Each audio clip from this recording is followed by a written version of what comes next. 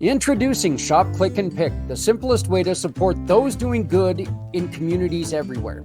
We understand that shopping is a necessity, but with a slight adjustment, you can make a huge difference without spending any extra money. Here's how it works. Please visit communitypayitforward.us and navigate to the Find Your Partners tab. Discover our verified giving partners, which are trusted allies ready to meet your needs. Shop with any of the partners that resonate with you. Click a picture of the receipt or invoice, then pick the mission partner you wish to support and use their QR code to send the receipt directly to us. After that, all you have to do is sit back and enjoy your purchases, knowing that you've made a meaningful change for someone in need. Community Pay It Forward amplifies your business's impact by sharing the story of those who require your services, rallying support for those who need us all. Because no one needs to go it alone when we all come together. Welcome to the 411 from View 3D.tv. Tech solutions for your business needs. Digital trends and winning strategies. The 411 from View 3D.tv is your trusted guide, keeping you up to date on technology's ride. Welcome to the 411 from View3D.tv. Today we are talking about the website Your Destiny Begins Here. The provider lists over 25 websites that connects veterans with life-changing resources. I'm Sarah Clark, here with my amazing co-hosts Robin Sterling and Gary Thompson. Today, we're diving deep into the top 5 most beneficial resources for our veteran community. I'm so excited about today's episode.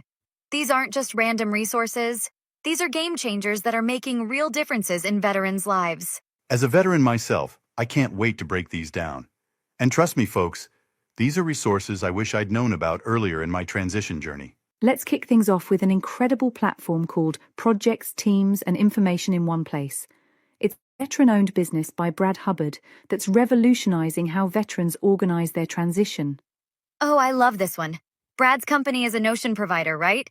Can you explain what that means for our listeners? Absolutely. Think of it as having over 100 different tools all connected in one place.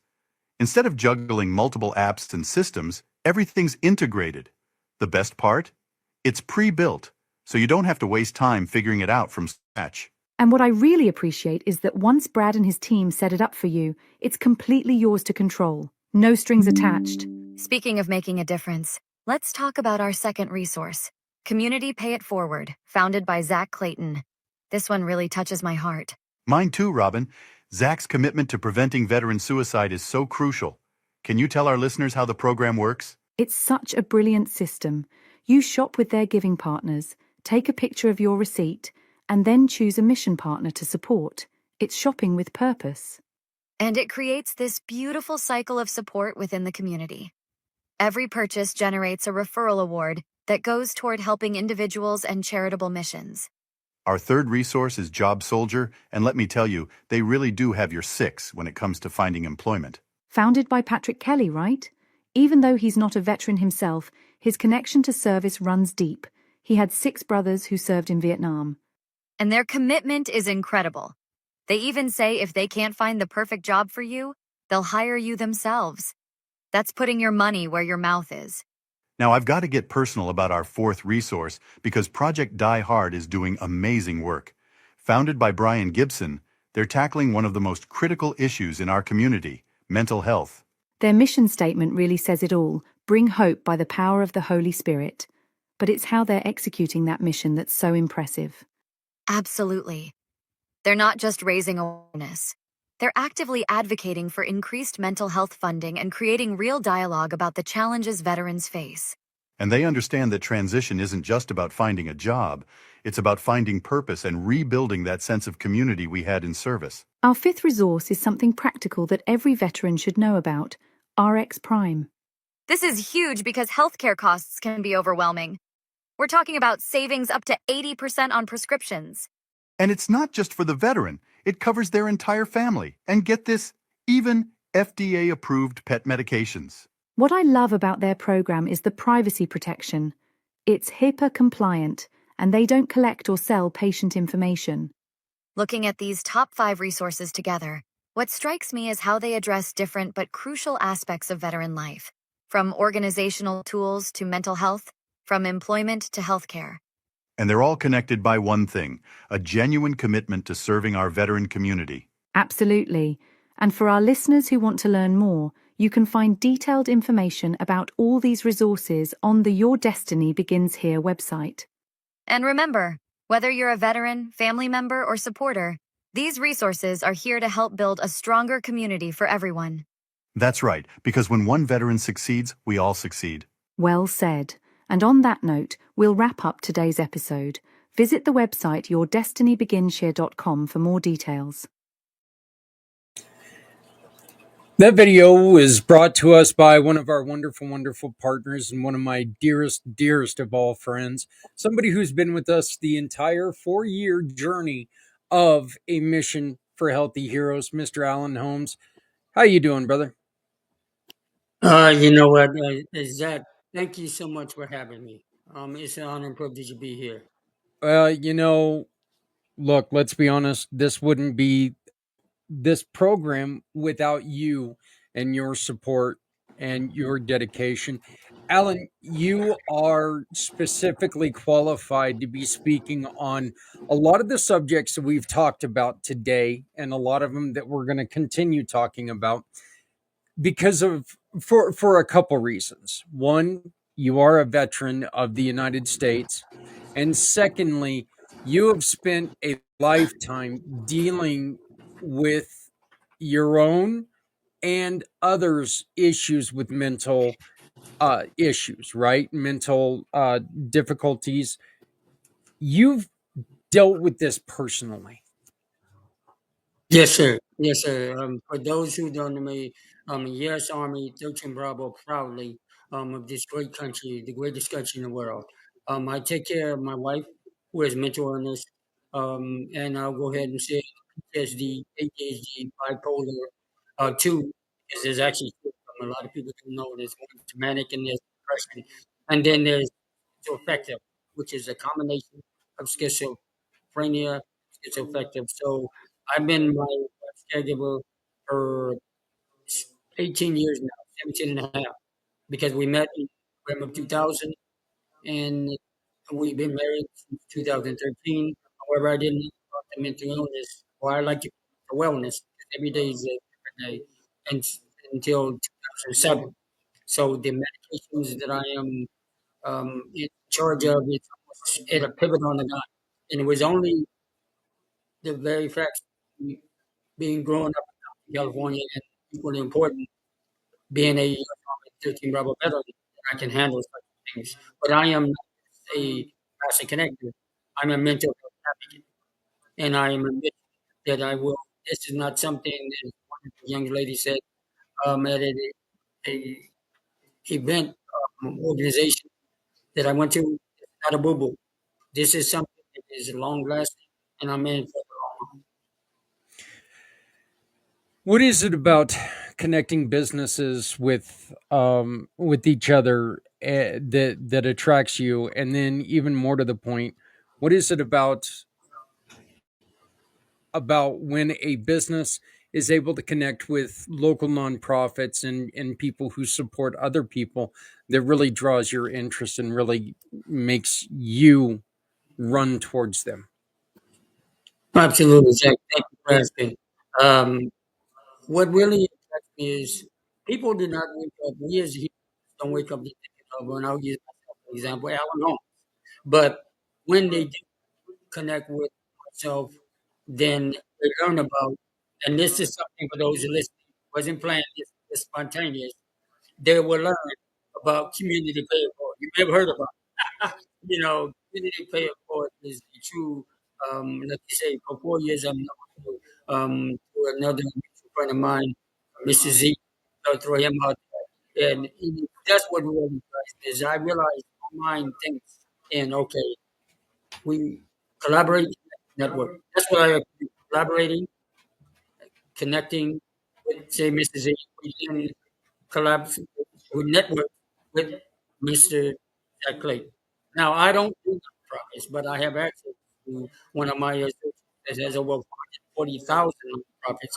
Then another with the Charitable Roundtable that Mary Jenkins, she runs with nonprofits.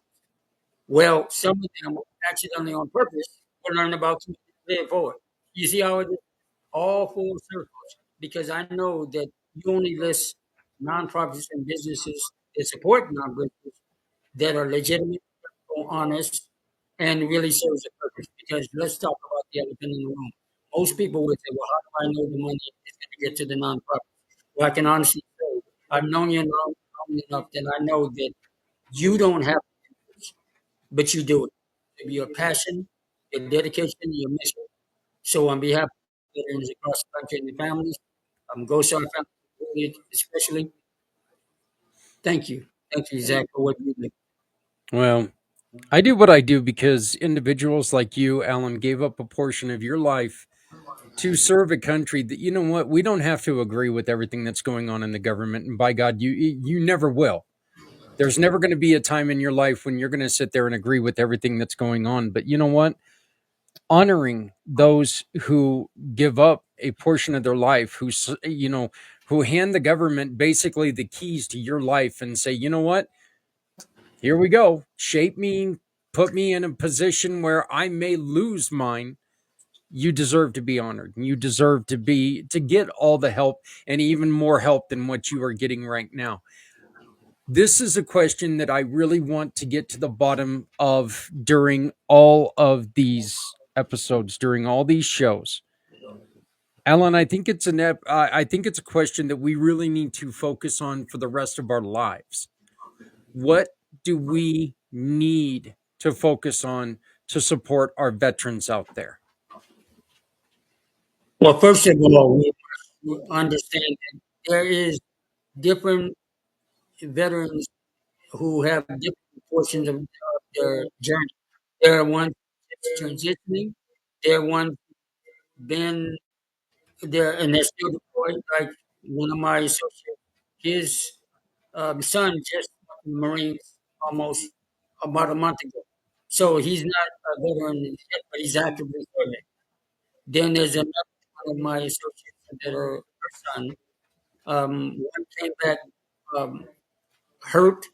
The other one is okay, but his mental state is still he's just in between. So the question or the answer would be is veterans active as well as active serving in Army, Navy, Air Force, Marine, Space Force. We must keep them and their families because when the veterans serve, so does their families.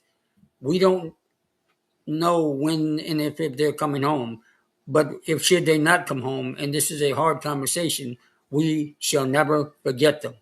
That is the something that it goes dear to my heart. That's why Project Dark Heart is such a integral because you don't want to forget the story. We will not forget the story. So when I say I'm a mental health advocate, that goes in alignment with a veteran advocate. Is we have to continue. This is not something that just every hour, every second, every couple of moons, only on during the vacation time or holiday time. This is 24, 7 days a week, 365 days a year. This is something that as long as I am on this earth, my goal is to always remember my platoon sergeant said it right before I was honorably discharged in 1990. Never forget a veteran. Do not. And that stuck with me. So, yeah, thank you so much for asking that, Zach. Thank you. You make one thing very, very clear. And I don't think that you understand how clear that you make this. And this is to myself, and I think to anybody who knows you, Alan. And this is really my point on this is to really push the fact that you call others who have served brother and sister. And anybody who's ever talked to you, when you hear that fact that someone has taken that step to take their life, you can watch yourself and the pain in your face and the pain in your heart you can see how you take it as I lost a brother, I lost a sister. And watching people like you, Alan, really make what we are trying to do here so important, because I hate seeing you have to go through that pain. It hurts me watching you and your brothers and sisters have to fight through that pain, have to fight through that, because you know what they are, you know deep in your heart what the problems are, and I know that you would do anything in your power to make their lives better. Yes, sir. And you touched a very very sensitive but a very much needed point, because I'm going to say this with all severity. I know that you, my friend, just lost someone you care about because of a, yeah, no excuse. And I want to say, my brother, I love you, and I hope and know he's looking down on you right now. Your uncle has is when I heard the news through another source. Mr. Z shared with me, and it was with great reverence. I had to send out, so I want to say publicly, I'm sorry. There's no excuse for what had happened, and I'm going to say that this is again what reason why myself and and the memory of your loved one always continue on. Um, that's why I do what I do, is because of stories like what you do it, and the fact that you're still soldiering on and having this incredible 22 February, a date that I encourage anyone to get with Zach and make sure that they get the form, support community paid forward. This is not some kind of, for those who are listening, some kind of something that Zach and I put together. This is me talking um, from the heart. We have to keep this mission alive. We must. There's no ands. There's no debate. No, regardless of what the powers that be and all no, this is Army, Air Force, Navy, Marines, Space Force. Calling all hands on deck. You know, Natural Guard, the National Guard. Everyone that has put their uniform is wearing that path proudly. That's who I'm speaking to, and their families. And I mean for the bottom of my heart. For those who lost loved ones, we will not forget. This is not just a tagline for special Memorial Day, 4th of July. This is all year long. Because, and those who are serving currently right now, know this. We've got you. As the Marines say, we got your six. Yeah. Well, as you were just talking about, and as I would really like to make sure that people understand, we do this once a year. This isn't a once a year problem. This is a once a year event because I want to make sure that we keep this event special, and we keep it what it is. But this is not a problem that I'm going to wake up tomorrow and go, thank God that that's over. This isn't going to disappear tomorrow. This is going to be a problem that we are going to be looking for a solution tomorrow and Monday and Tuesday and a week from Thursday and 6 months from Friday. We're going to continue looking for resources. And Alan, with people like you, and the other great organizations that were mentioned in that spot that we played at the beginning of this, and I'm going to ask you about them before we let you go. But with people like them, the focus starting in for the rest of this year is we're going to start putting together a little handbook that talks about some of the services that they do, that's going to be available to people. Okay, we're going to start working on it. I have announced it today that we are going to work on doing this handbook that's going to be available not just to veterans, not just to heroes, but it's going to be available to everyone, because suicide, as you mentioned, your wife, This is something that, look, this is mental health doesn't affect just one person. It affects all of us, every single person. Everybody that we come in contact is affected by mental health issues. And we really need to focus on, we've got to come up with support. So I want to thank you so much for joining us. But before I let you go, the 411 from View 3D TV. Can you tell us about those 5 organizations and exactly how you are associated with them, please? Well, first of all, that the View 3D.TV was by Daniel Stunklar. If it hadn't been for him, anybody know me, I mouthpiece. But his talent and skills, we went back and forth. But Daniel has been in that field incredible in implementing that. And as far as the resources, the Brad Hubbard is a veteran who is tirelessly effort. I mean, his talent is beyond. He can put together some tools and resources, and we've had many conversations. It's not about just charging; it's value, and definitely connect with them one on one. Then the actual community pay for it. You may know about it. Zach Clayton. He's I a think I've heard of it. I know the okay. guy. Yes, I know the guy puts out all kind of videos and stuff all over LinkedIn. Boy, I'll tell you, that guy must be working a lot.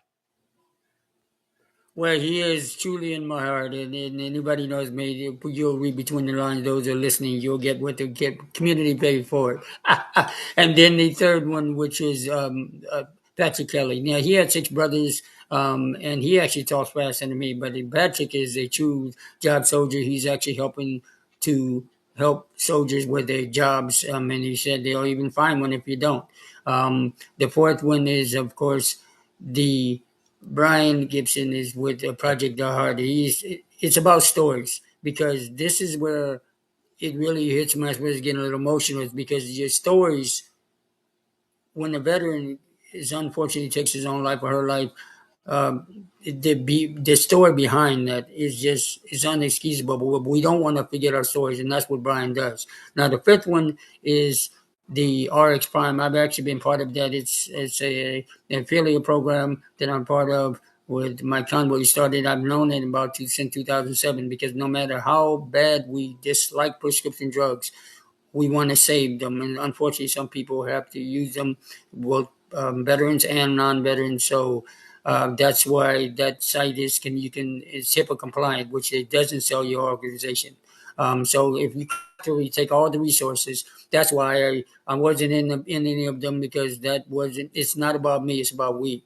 As a master connector, all my offers are either strategic alliance or affiliates. Anything that sneezes wrong, they're gone. So I locate, research, monitor all, and continue to monitor all my resources. I believe in the highest ethical value, and I don't hide behind IP addresses.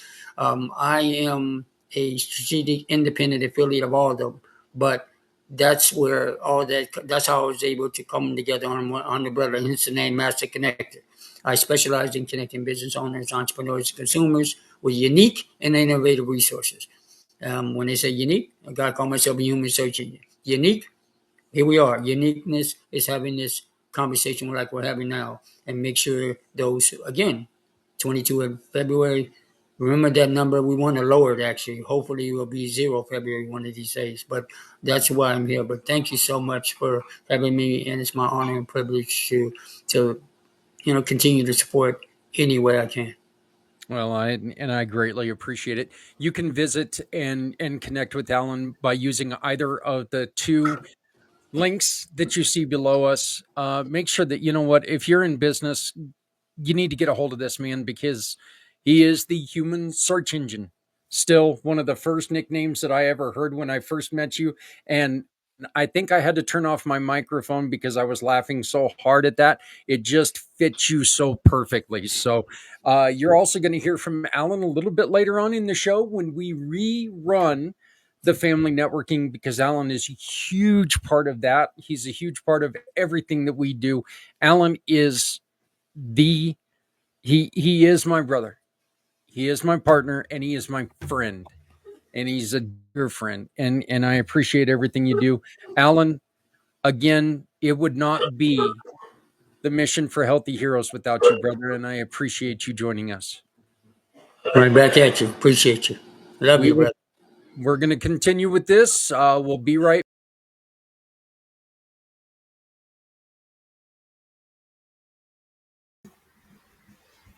Well, we will be right back in a different area, a different place with new people. And Anissa, wow. Technology was not our friend today. No, no, this is one hell of a day when it comes to hit or miss. So, and my great friend, look, anybody who knows me knows Mr. Z. Welcome both of you guys to the 2025 Mission for Healthy Heroes. I got that right, and actually, I'll be honest, I'm a little surprised. So, um, been been getting a little weary here towards the last hour or so, but we're close, and it's been a fantastic show. Anissa, I'm going to start with you because you have offered us something extremely special to someone who is going to support our program, support what we do. Can you please help me by telling us what you're going to do for us? Well, I donated a year-long membership to my Phoenix Women Healing Yoga. And I'm super excited to whoever wins it, I guess, purchases it. So it's a year-long membership. There's going to be recorded 24/7, recorded videos. I guess I should talk about what it is. It's yoga therapy. It's not fitness-based yoga. It's yoga therapy specifically designed for those with PTSD, trauma issues, chronic stress. And like I said, there's recorded videos in there. There's going to be live sessions as well. There's going to be some resources, a peer community group, and some education, some mini courses in there to help with managing symptoms and other things, and lots of goodness. You make sure that you bring out the point that this is, well, yes, it's good for your physical being. It's more for the rejuvenative, for the healing, for the therapy. What's the difference? Well, if we were to look at yoga as a big pie, we split the pie down in half. One half of it is fitness based yoga, and that's where you have like your Ashtanga and your Bikram and your co ed hot and naked yoga and aerial yoga and all that kind of fun stuff. And then on the other side, we have therapeutic yoga. And that's where we have we work with a group of people to help them attain a goal. Now we've got yoga for cardiac rehab, yoga for cancer. I work with PTSD and TBIs, traumatic brain injuries. There's all kinds of different ways that respiratory support. We all have a niche, and we're all helping those populations attain some sort of a goal. My goal is to help people move trauma out of their bodies. We hold trauma in our bodies on a cellular level in some muscle groups more than others. And so we really work those particular muscle groups to exhaustion, and that helps to release the trauma. What is the difference between PTSD and C-PTSD? Complex Complex. Okay. PTSD. Okay. All right. Thank you.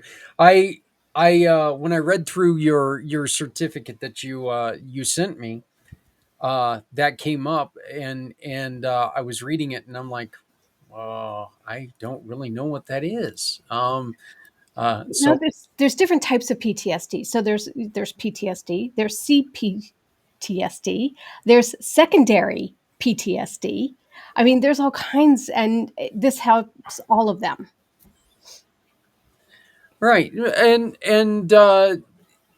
anxiety, depression, chronic high stress, chronic illness, and then we go into who this is perfect for.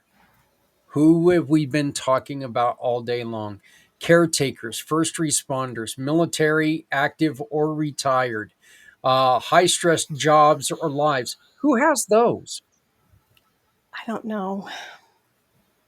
Just a Uh, small part of the population. yeah, yeah, maybe one or two people in Yeah. like, you know,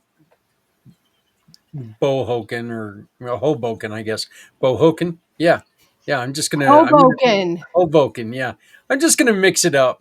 We need to Bohoken. DoorDash you some coffee. Yeah, something. Yeah, yeah. I'm thinking maybe we do. Uh, but let's see here. Medical fields, doctors and nurses, definitely. Uh, DV and sexual trauma survivors. Essentially, any woman who wears a cape. I love the statement, and we all wear capes of some sort. So I made sure that I told everybody that that came directly from you. I was not saying that I wore a cape, but you know, I definitely did not want. Well, I was just afraid, Anissa, somebody was going to say that they want to see me in the cape. I'm not going there. I'm not touching it. Not doing it. Yeah. Uh-uh. Yeah, I don't think I would. I don't think I would either. Yeah, that just wouldn't. No, no, we're not going to fly there. But Are you it's. talking like full leotard or just a cape? I'm a little weird, so I'm going to say probably. Let's go with like the 60s Batman outfit, the leotard with the. Yeah, let's not. Let's Wow. go on ahead and skip to why you do this.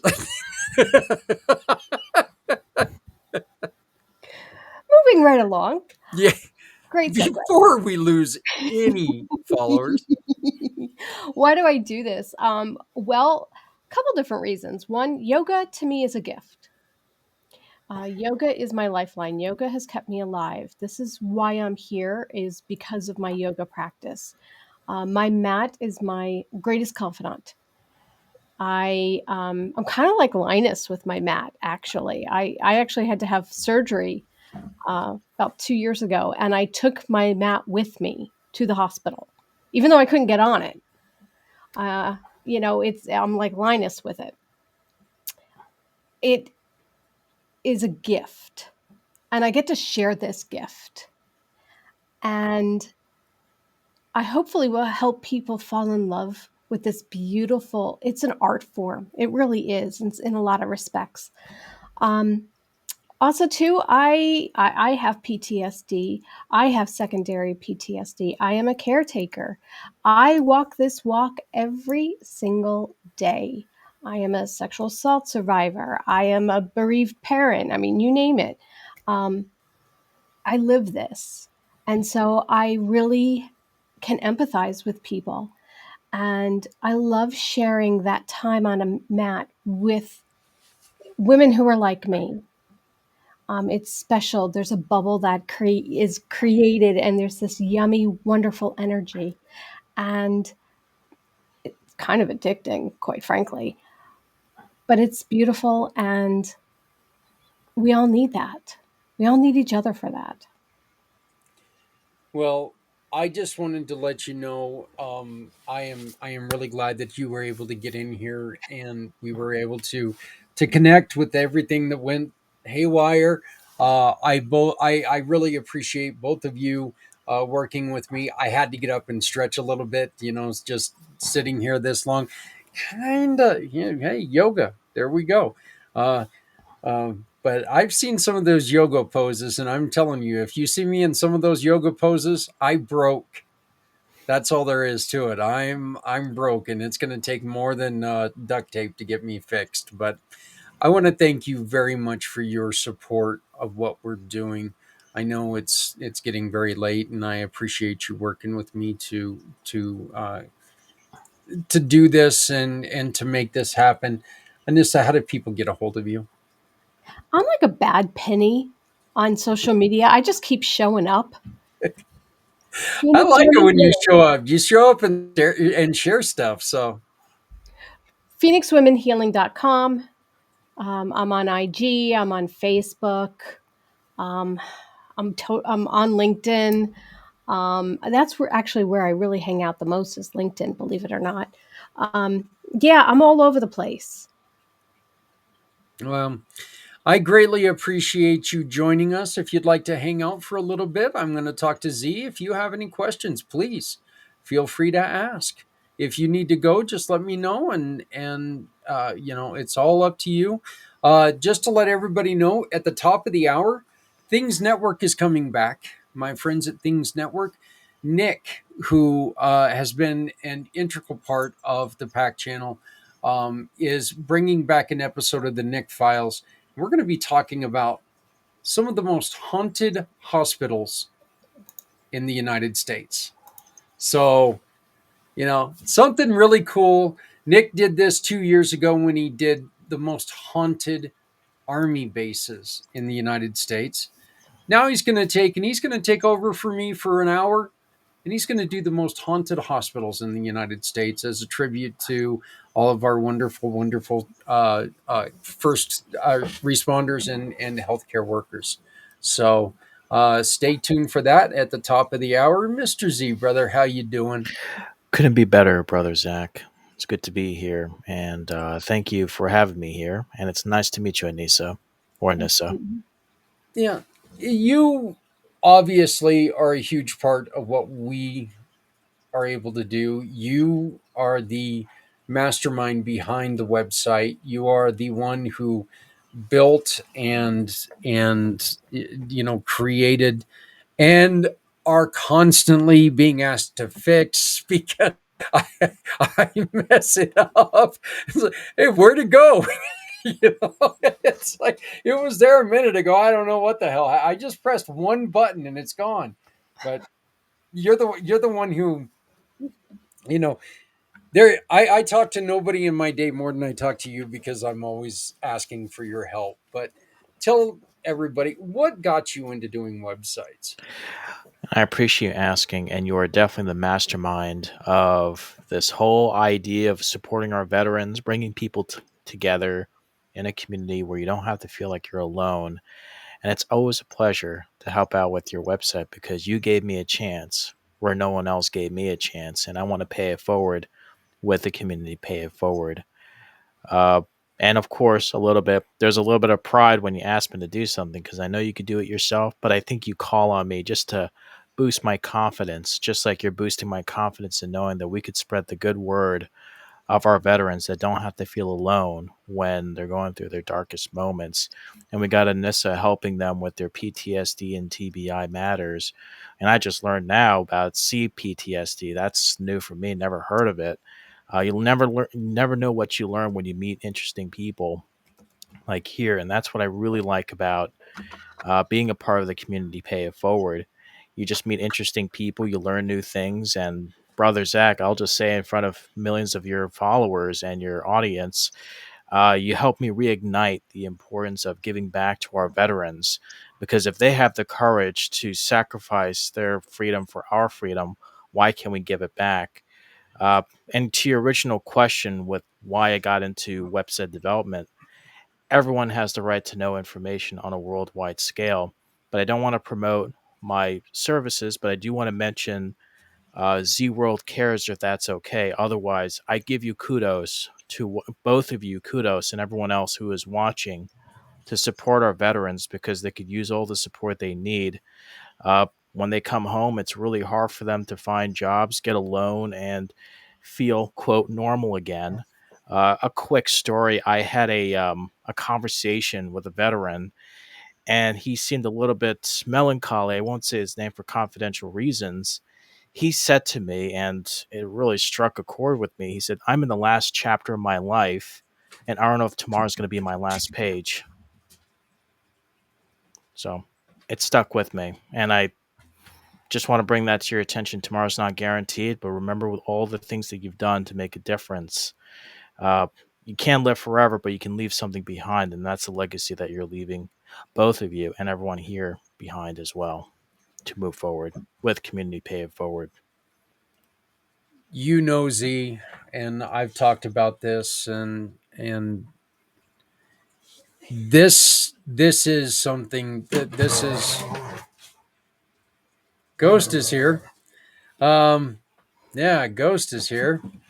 So, but this is one of the days that I look forward to the most in the year, and that's because you get the stories that make you laugh. You get the stories that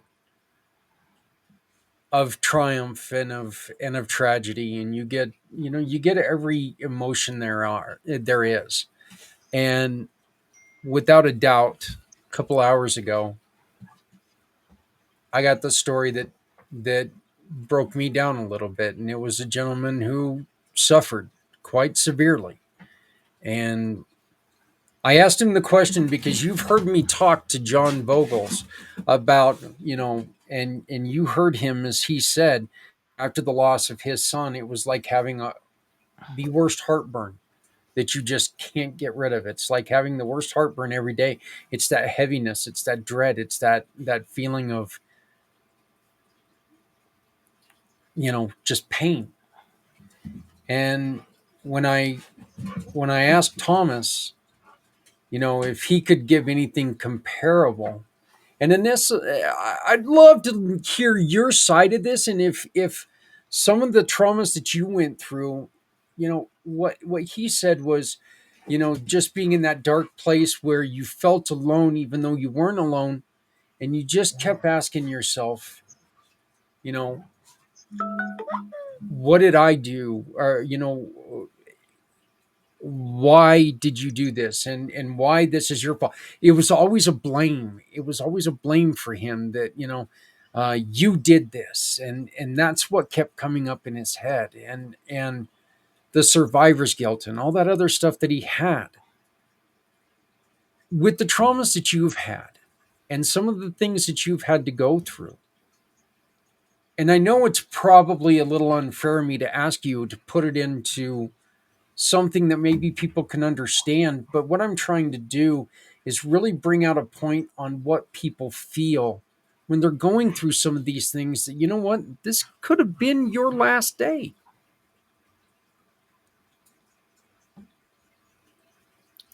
When you find yourself in that dark place, you have to really look for what's going to get you out of this dark place. What is the one thing that you can focus on and have that be your shining light to help you find your way out? For me, it was my boys a lot of the time.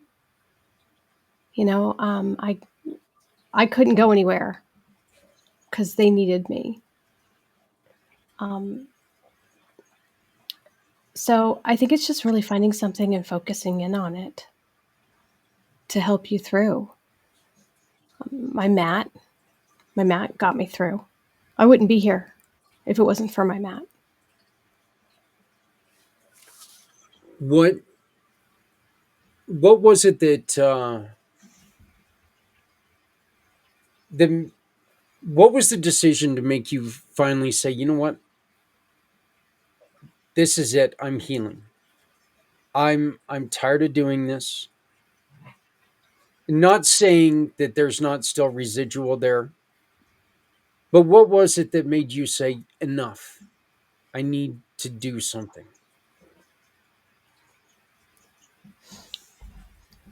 The first time I was raped, I went to talk therapy because I thought that that's what you did. Mm-hmm.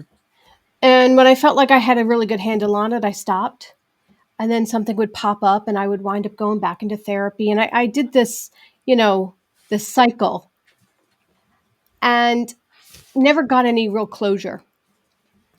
And I found myself then several years later, many years later, in a yoga teacher training class for PTSD. And that's when I realized how PTSD had really crawled into the nooks and crannies of my life, and that the first person I needed to work on was right here, as opposed to being able to bring it out and help others. So after I finished all of these classes, I was actually raped again about 10 years ago. And after you get over the shock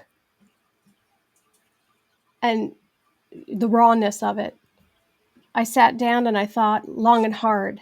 Okay, I have some tools now. What would I say to a client? So I put on my clinician hat and, I thought about it and I said, all right, now I'm going to take that hat off and I'm going to be me and I'm going to get to work. And one of the things that I kept coming back to was, I feel great on my mat. And then I go back into talk therapy and I feel like crap again. There's got to be a better mousetrap at this point in time. I know you were in the last segment talking about Maury. Love Maury. Love what he does. I kind of went and started doing my own research. I guess this was about 3 years ago, because even my clients were coming up to me and saying, feel great when I come off the mat, but then I go into talk therapy and I feel like crap again. So I started doing some research and I came across a group of neurotechniques that, when woven together and used all together, have extraordinary success. And I became certified in them. And so I'm also doing that as well. And that is something that I can actually bring into some of the yoga. And,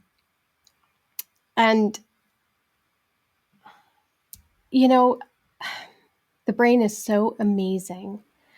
And everyone is so unique with their own different types of trauma and how it affects them. There is more than one way to get to the bottom of this. Some people use yoga therapy. Some people use kickboxing. Some people use martial arts. Some people go for a run. It doesn't matter. As long as it's filling that need for you, do it.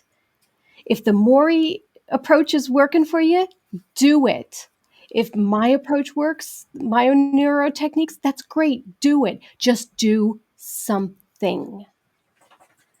And it's not a one size fits all. Yep. You are unique. You need to find your own little mix that works for you. Try again. You will find it, but you have to be willing to try and see what works best for you and your trauma.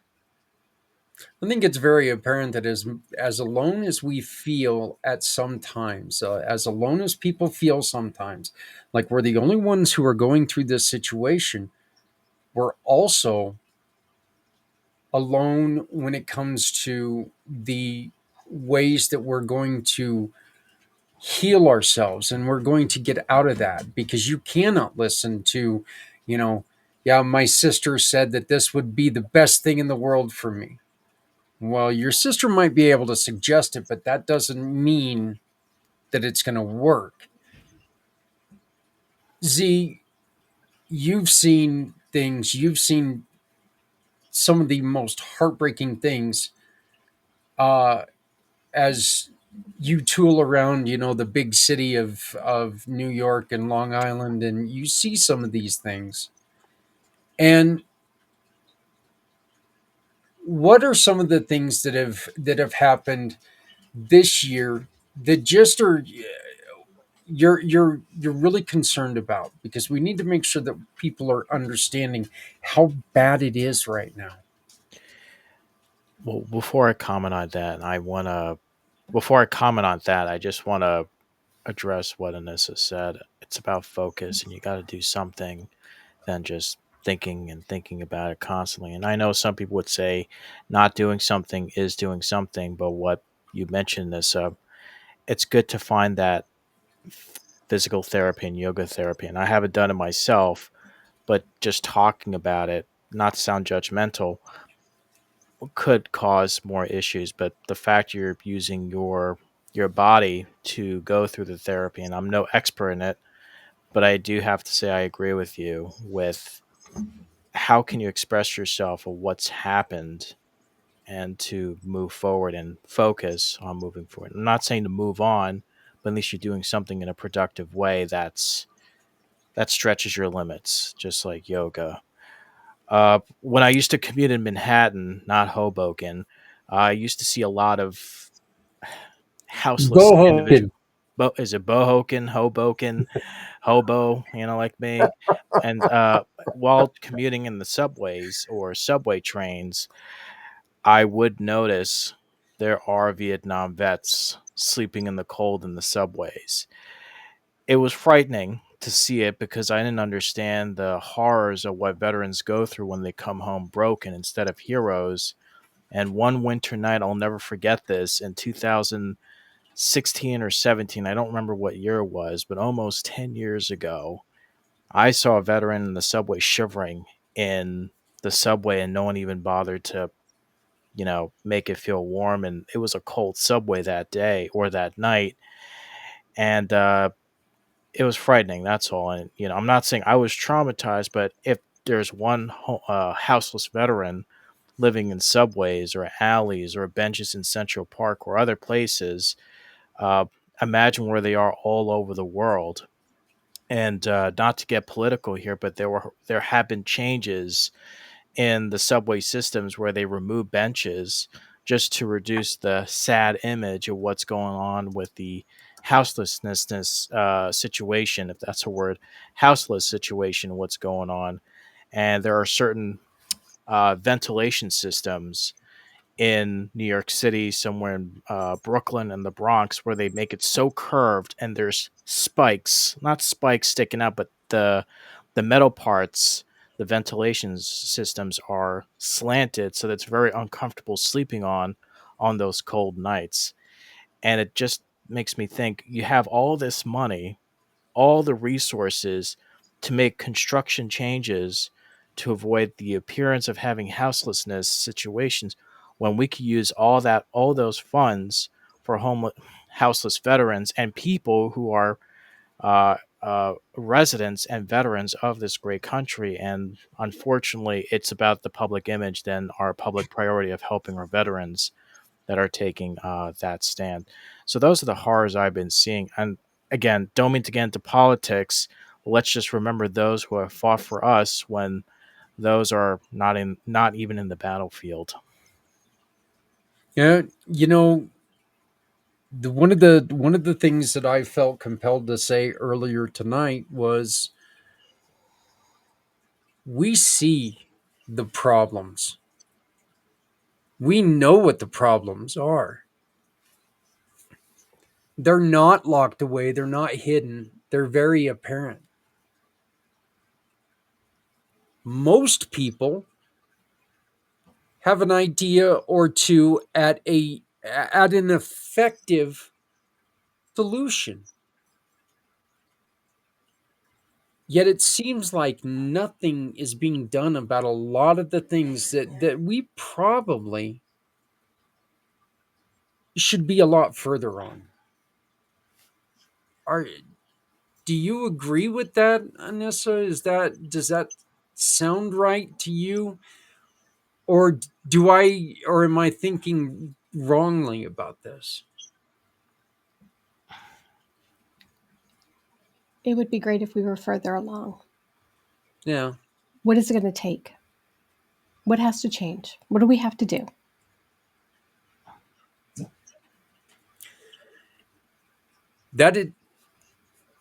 That's the one thing that you just don't know, because we know what a solution or two would be.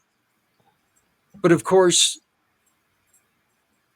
we're kind of in situations where, as just the average person out here, we can scream all day, why don't you do something and help these people? Yet their problem still keeps getting worse. And there's always an excuse. There's always excuses for everything. And meanwhile, we've got people who are dying and hurting themselves every day. And it's terribly sad. Well, I think we have a choice. We can either wait for it to come from the top down and have our country do what they should do, stand up and take care of our vets. Or we as a country need to take matters into our own hands and do what's right and take care of our vets the way the government doesn't seem to be able to do so. Again, not trying to get political. Oh, that's just crazy talk. The government, they're great. Never mind. Um, We have a choice. yeah. What are Well, we going to do? it is time that we stop talking and we've got to start doing something. We've got to start making something happen. Talk can get a lot started, but it can't finish anything. We have to have action. But if we all banded together, could you imagine what we could create, what we could accomplish? Yes, you heard him. She loves this guy. I cannot get through a conversation with Mr. Z without her coming up. She just loves him. So, I love Zephyr. She's but Anissa, I want to thank you so much for your donation, for your support. Thank you, thank you, thank you. Can you please tell people one more time how to get a hold of you? Well, first off, thank you for having me on. Finally, I apologize for the technological difficulties today. My goodness, Mr. Z, it was lovely to meet you. We need to chat, I'm sure. Absolutely. I can make that happen.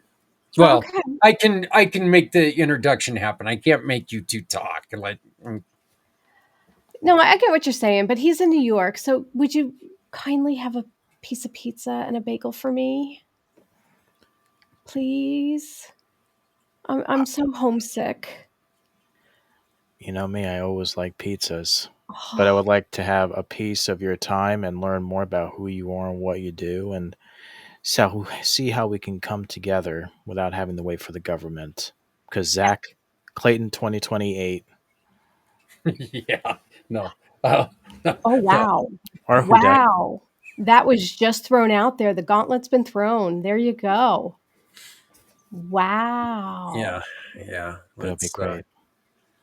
I All right. don't. I don't think the world would be ready for that. But Anissa, thank you so very much. So, I want a t-shirt with that on that. yeah, Hmm. yeah. Well, Great stuff. the you'd hear like a lot of heavy metal guitars for the national anthem, and that would just drive people nuts. So I like it. I heard a lot of good heavy metal guitar that did the national anthem, but I'm not sure. May not be a Again, bad thing. May not be a bad thing. We yeah, could do that. let me give it a little bit of nah. I don't think so.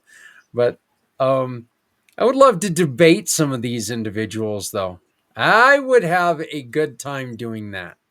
Um, Yeah, I think I really would have a good time doing that. But Anissa, thank you again. Thank you Thank so you so much. very Nice to meet much. you. Y'all can find me at phoenixwomenhealing.com. All over the socials with that. And thank you for having me on. Thank you, and thank you for your patience, and I do appreciate it.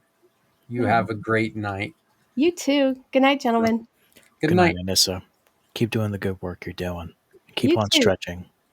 Mr. Z. How do people get a hold of you, my fine friend? My friend, and I'm going to let everyone know in front of your 18.7 million followers and audiences, we're not friends. We are brothers from another mother, and it takes two Z's or more to make things great because one more Z would make everyone fall asleep. But I know you're always never falling asleep because you're always putting your time and day for 22 hours to support our vets. And I do want to say it was very nice meeting Anissa, and I appreciate the introduction. If anyone wants to get a hold of me, please visit the communitypayitforward.us/ZWorldWebs. And it's always good to be here, Brother Zach. And I really appreciate you giving me the opportunity to share my thoughts about our ignored veterans who deserve a lot better than food stamps and paying just enough for government cheese. It is a damn shame, and it is something that needs to be fixed. And I think I think Nissa said it perfectly. We got to do something. We can't just sit around and watch it. We cannot sit and watch our heroes get ignored anymore. We have to do something. The numbers aren't getting any better, and the talk is getting louder, but nothing is getting done. So, brother man, I will see you next week. Thank you very, very much. Thanks for the teasing the Z thing there. I'm sitting there going, but I will be catching some Z's later on tonight, but it'll have nothing to do with my name, but or your name. So, I think but that sounds like a plan, Mr. President. Thank all you. right. Well, yeah, you can just stop that now. That ain't going nowhere. All right. Well, thank you, brother. I Thank you, appreciate brother. it. We'll see you next week. Thank you. Looking forward to it. All right. Goodbye. Bye. Hey, Nick, how you doing? Oh, you're on mute, my friend. Sorry, I'm still trying to get used to this. Sorry, I'm still Yeah. trying to get used to this new program. Yeah, it is. It is a little bit different. It is a little wacky, but you know what? We do with what we got, right? So, Nick, you did this for us 2 years ago, and it was so much fun. I asked you to please do it again because I really think that people get a kick out of it. So, yeah, Oh, oh, great. great. Here we go. He took some Z. Well, thanks, Jeremy. Oh, I can see this going some strange places. Nick's going to be doing his show. The camera's going to come back to me, and I'm going to be like drooling. I'll have that like keyboard face, so, but And uh, Jeremy to respond, he said I had 4 months to get used. Yeah, I know. I've still been trying to learn how to use it independently. Honestly, I mean it's a little bit tougher than StreamYard, but I'm trying to get to it. yeah, StreamYard, they did one hell of a job on this. Nick, what do you got coming up for us on the Nick Files? You're going to take over for me for a little bit. Let me get up and stretch my fat legs and walk around like a wounded penguin, I think. So what I had to make some changes today. To be honest, this entire week I wasn't able to do a lot of it, but I actually did a majority of it today, in which I'm going to be presenting what was originally 10, but now 15 different haunted hospitals throughout the world. And in addition, to keep up with this, with two particular themes on this. One, I wanted to make this an international list, so it's going to not Yep. just be hospitals here in the United States. And in fact, 3 of them I was able to get help from, get this, from an investigator from Norway. So she was able to, Oh, yeah. So when I get to those, I got to throw the credit out for her and her crew for kind of in a way helping me out with this. And the other theme to keep up with is typical of what I do with Nick Files, is that although I do like to present a lot of the known location, like haunted locations that we all know, there are so many others out there that we just don't really know about. So yeah, I focus on the lesser known locations. yeah. You got a fan already. Yeah, there's Kate for you. And so I'll just even throw a quick example, basically. These lesser known, I mean, like, because I'm looking at focusing more on the lesser known locations, we're not going to see like familiar locations, like Waverly Hills Sanatorium Right, or right. Allegheny. It's time to give these other locations spotlight. In fact, when you listen in to what I got to present, some of these locations, which are sanatoriums also, you would think to yourself, oh, that's just like the European version of Waverly in a way when you think about it very carefully. So it really, it really took a lot of time, but it was totally worth the effort. But it's going to be different on locations throughout North America and Europe. Well, you know what, Nick? I am going to let you take over the show. Have a great time. Thank you, my dear friend. Thank you for being part of the 2025 mission for Healthy Heroes. You know what? You're doing a wonderful job. I'm looking forward to this. I'm going to go pop out, grab something to eat, and throw YouTube on the TV. If you can So, just do me one quick favor just before I get started, is because again I haven't really done a share screen with my slideshows. So if I could just if you could just stick around for just a second, I just Yeah. want to make sure that everybody can see the slideshows when I start. So I'm gonna click on that real quick. Yep. Okay, is it full screen? Can you see the title? And oh, I don't want me up there. Is this how you want it? Let's see here. Hold on. Let me see if I can go back. Yes, that's exactly what I was looking for. All right. So you just want yourself in the small square in the bottom. Yeah, just me on the small square, and we're all set because that's usually how I've done it anyway. You got it, brother. You know what? The show is all yours. Thank you, Nick. Again, thank you, Z. Have a great day. Have a great show. We will be watching. Once again, this is my good buddy Nick with the Nick Files back home here on the Pack Channel and Things Network. So, Yep. It's Nick, great to be back doing this again. I gotta say. well, we're glad to have you back. But, Nick, it's all you, brother. Take it away. All right, here we go. So as I just mentioned, it's been a long time. I gotta first say it's great to be, like I just said, it's great to be doing the Nick Files again after a very long hiatus I've had to take. But for tonight, I got a very special collection of locations that I'm pretty sure most of you guys are probably not going to know about. So this is going to be a really interesting slideshow. And this was originally a top 10, but I had to extend it to 15 because I was getting some additional help of some other suggestive locations. So I hope you guys enjoy this. And why don't we, with that being said, let's begin. So we'll start. Okay, I forgot about the title. It's been a crazy day for me. So here we go. The top 15 haunted hospitals. So we start off with number 15, Charles George VA Hospital. Now here's the thing about the slideshow. Originally, I was going to try to focus on just VA hospitals since this is obviously involving veterans. But unfortunately, for whatever reason, I wasn't able to find a lot of VA hospitals that were rumored to be haunted. I mean, there were plenty of them that were historic that I could have added, but I wanted to keep up with the paranormal theme of it. So this was only one of a few I was able to actually find that was said to be haunted. So, but moving forward with this, here's the first question for you. Ever wondered how haunted an old hospital building might be? Of course, there are plenty of them across the country, if not the world. Yet one part of the old Charles George VA Hospital in Asheville, North Carolina is so haunted that those who had dared to visit the old number 9 building can tell tales of terror that can rival any ghost story anyone may have ever heard of. The Charles George VA Hospital was originally known as a national hospital. It was constructed on March 3rd, 1865. Ironically, the hospital had been constructed in the final month of the American Civil War. The Battle of Asheville would soon occur across the following month. This hospital was built, believe it or not, at the request of President Abraham Lincoln as the first ever national hospital for military members who were injured and were looking for a place of, I always have trouble sometimes with these words, whatever that word is. I'm just going to butcher if I say it.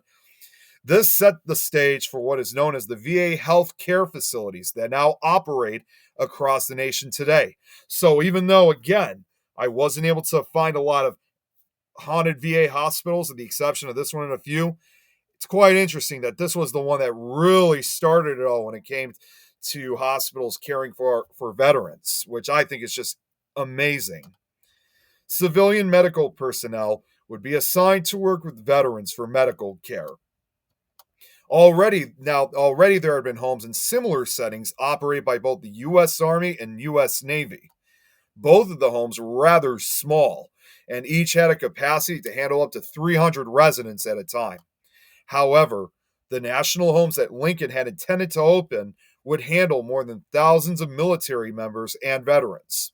These military homes were only open to Union Civil War vets, including colored veterans, which, North Carolina being part of the southern states, certainly something not often seen during that era. Following the opening of the National Hospital, another National Hospital was opened the following year in Maine. The home was then renamed the Charles George VA Hospital in the 1950s in honor of Charles George, a Medal of Honor recipient that was killed during the Korean War. Building number 9 contained the residential quarters for nurses working at the hospital. The building was in use from 1930 to 1967, so for well over a good 40 years. Some have told alternative stories that the building was used as a sanitarium. Many of the former hospital employees denied any rumors or reports of the building being used for anything other than a nurse's dormitory. The new Charles George VA Hospital began construction in 1967, leading to the subsequent shutdown of the old facility when it opened 3 years later. For more than 50 years, building number 9 stood there, and the condition worsened over time, which is not surprising when it comes to these abandoned buildings. It has sustained numerous amounts of vandalism, and part of the building was damaged by a fire. But when it comes as far as paranormal activity is concerned, well, before even that began, in 1990, the building had been used as a place to set up a haunted house by a local company that was doing it for a fundraiser. However, there have been safety concerns because of the amount of asbestos that was left behind, and further posing a health risk for the visitors. Even paranormal investigators had eschewed the idea of going inside the building until it was free from the harmful material, which is definitely a smart idea. Despite the building facing all kinds of damage and neglect, it still held up strong since its closure and abandonment. But it soon became a place where many thrill seekers and trespassers would break into just for the fun of it. As I always like to say when it comes to these abandoned locations, I urge any because there are a few investigators that are known to do this. The investigators who do this, as well as all the thrill seekers, legend trippers, I urge you all, never trespass. Not only is it illegal, but it's also very dangerous. If you intend to investigate or try to explore one of these locations, the best thing I can tell you is just get permission from the owner, from the state, or even from your local law enforcement. Please, don't trespass. But anyways, they would break in just for the fun of it, but for what reason? Some say it's a place to tag with spray paint, while others heard of possible ghost stories about the abandoned hospital. Especially the now famous number 9 building where rumors had started to swirl since the old hospital shut down.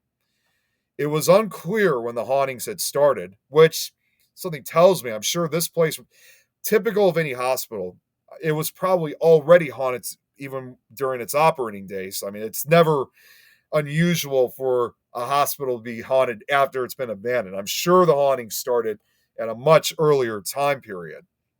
But it also became a secret hangout spot for teenagers back in the 1970s and 80s. Even when the building began to deteriorate, unfortunately, many ignored orders of trespassing on the property. Those who have visited when it was a haunted house or just as an abandoned building can tell the same stories over and over again. One of the apparent activities that were said to be reported was the presence of random cold spots. Some had even reported the feeling of being pushed or grabbed by some kind of entity. Others who had visited the abandoned building would hear yells and screams. Even some past visitors left the building not only terrified, but leaving with mysterious scratches. These hauntings were said, okay, so it does say, even though it's unclear when they started, these hauntings were said to be dated as far back as the late 1980s and early 1990s. Oh, I forgot to add a fade in for this one. So this now goes to number 14. Now, I'm not sure if I'm going to say this correctly because this is actually in French. Kate, if you're still watching, you might be able to pronounce this better than I could. The Hospital Psychiatrique Maison Blanche, which I'm hoping I'm saying that correctly more in English. But the Maison Blanche is a locality in the commune of Neuilly-sur-Marne, France. So this is what I meant. I wanted to go even further than just the U.S. in this case. So I just want to say I always apologize in advance if I butcher some of these town names or these certain historical figure names.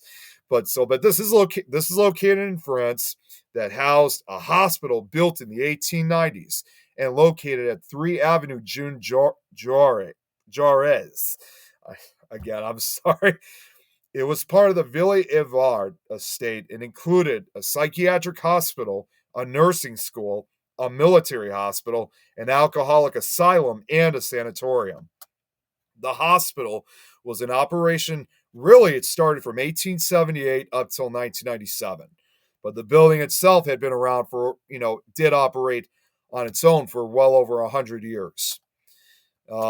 During that time, it housed thousands of patients, many of whom were said to have been treated inhumanely, which is unfortunately not uncommon. On July 6, 1894, the General Council voted to construct a new insane asylum.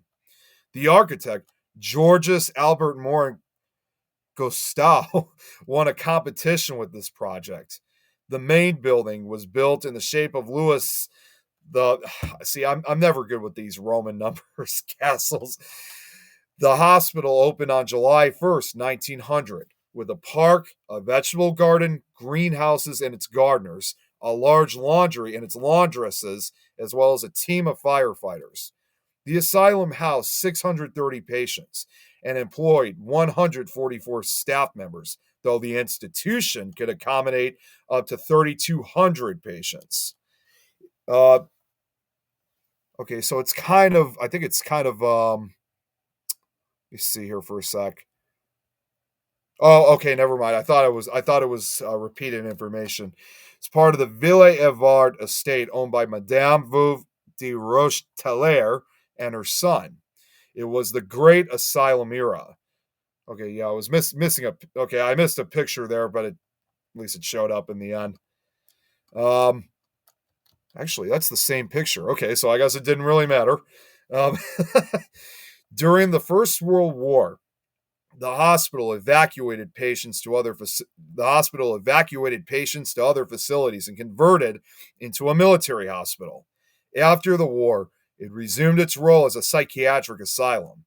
In the 1930s, Maison-Blanche expanded with numerous new buildings, effectively becoming a small town. And this was one of the few pictures I was able to find of the interior of the hospital. I was searching for a lot of these pictures for earlier today. So this was quite the search. And there are going to be some of these locations where I don't have any pictures at all. So I can only show what I can get. But this was a relatively rare picture of the interior of it.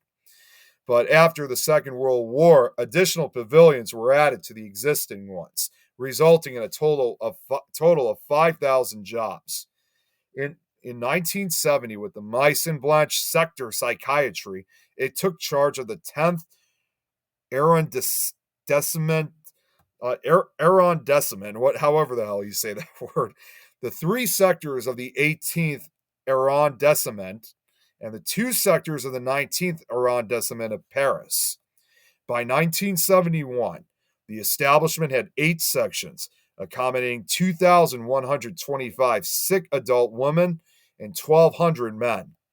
Since January 1st, 2019, the establishment has been part of the Parapsychiatry and Neurosciences University Hospital Group, alongside the Santé End Hospital Center and the Père Vaucluse Public Health Group. To date, the hospital welcomes the populations of the northeast of Paris, 8th, 9th, 10th, 17th, 18th, 19th, and 20th arrondissements of Paris. Now, although there are some parts of it that are still in kind of partial operation, for the most part, it's been abandoned. So due to its history, the abandoned hospital is often associated with stories of hauntings and strange occurrences. Visitors to the site have claimed to feel uneasy, as though they are being watched. Strange noises and cold spots are also common. Some have even claimed to have to see ghostly apparitions or feel a presence with them while in the hospital. There have been stories of patients being seen wandering the hallways and eerie laughter and screams echoing through the empty buildings. Whoops, that was something I didn't mean to say Riverview Hospital. That was another location that was given to me while I was on the phone. I forgot to get rid of it. Anyways, now to number 13, to the Belvoir Park Hospital. Let me just take a quick look on the comments real quick. It would look, okay, Jeremy said it would look like be the same as Psych. Yeah, pretty much it would. Lewis 13. Okay. Anyways, the Belvoir Park Hospital. Now, this was regarded as one of the most haunted places in Belfast, Northern Ireland. The slew of buildings are still filled with patient beds, surgery curtains, and medical documents from its life as a hospital from the early 1900s to 2006. The hospital, which was designed by Young and Mackenzie, opened as the Purdysburn Fever Hospital in 1906. The facility then became known as Montgomery House in 1953, and it then became Belvoir Park Hospital in the 1960s. The hospital became the main regional center for oncology, offering radiotherapy and chemotherapy treatments, and in 1983, the hospital was the first in the province to take delivery of a CAT scanner. Friends of Montgomery House, a charity founded by Dr. Gerald Lynch to help cancer sufferers and their families, was established in 1984, and the hospital's Gerald Lynch Center held many cancer support groups in order to aid both order to aid both sufferers and their families as well. Now, after services had been transferred to Belfast City Hospital, the hospital closed in March of 2006. But interestingly, unlike most of these hospitals that usually were abandoned and suffered neglect I'm sorry, I lost the word I was looking for. Suffered neglect and vandalism. There we go. I'm sorry. I don't know why that left me for a second. It was kept intact in order to serve as an isolation center in the event of an outbreak of infectious disease. In June 2014, the site was sold to a private developer known as the Neptune Group.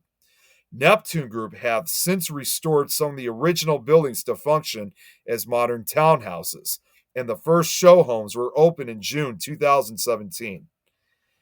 Now, of course, despite being in great shape, still, security was brought on site in order to protect the building. But pretty soon, the guards started to report strange shadows moving across the building. The guards are never able to catch them. However, what is more disturbing is that they also started to find small shrines around the grounds, especially close to the stream. They have also been discovering unsettling mutilated animal corpses intermittently, which that's obviously creepy enough, even without the paranormal stories. Anyways, going next, number 12 at the Institut Universitaire and Santé Mentale de Montreal. So I think you guys get the idea of where this one's going to be next. In the Institut Universitaire and Santé Mentale de Montreal, the ISUMM, located in Montreal, Quebec, Canada, opened in 1873 under the name Isle Hospice Saint Jean du Douai, if I'm saying that correctly. I don't know my French too well. It has been designated. It has been designated as Isle de Longue Pointe, the name of the place. It has had many names, including the hospital. Same name. In the hospital Louis H. Lafontaine. Okay. A former mental hospital in Montreal. Now, a former mental hospital in Montreal that is said to be one of the most evil places on the island. At its opening, the asylum was a huge complex. It contained 79 private rooms, 27 rooms, 2 infirmaries, 23 dining rooms, 51 bedrooms, 150 cells, and 1 kitchen with 2 floors and 5 pantries. Again, another rare image I was able to find the inside of it. Approximately 400 mental patients were housed there in its early years. With locked doors and bars on the window, it was nearly impossible to escape.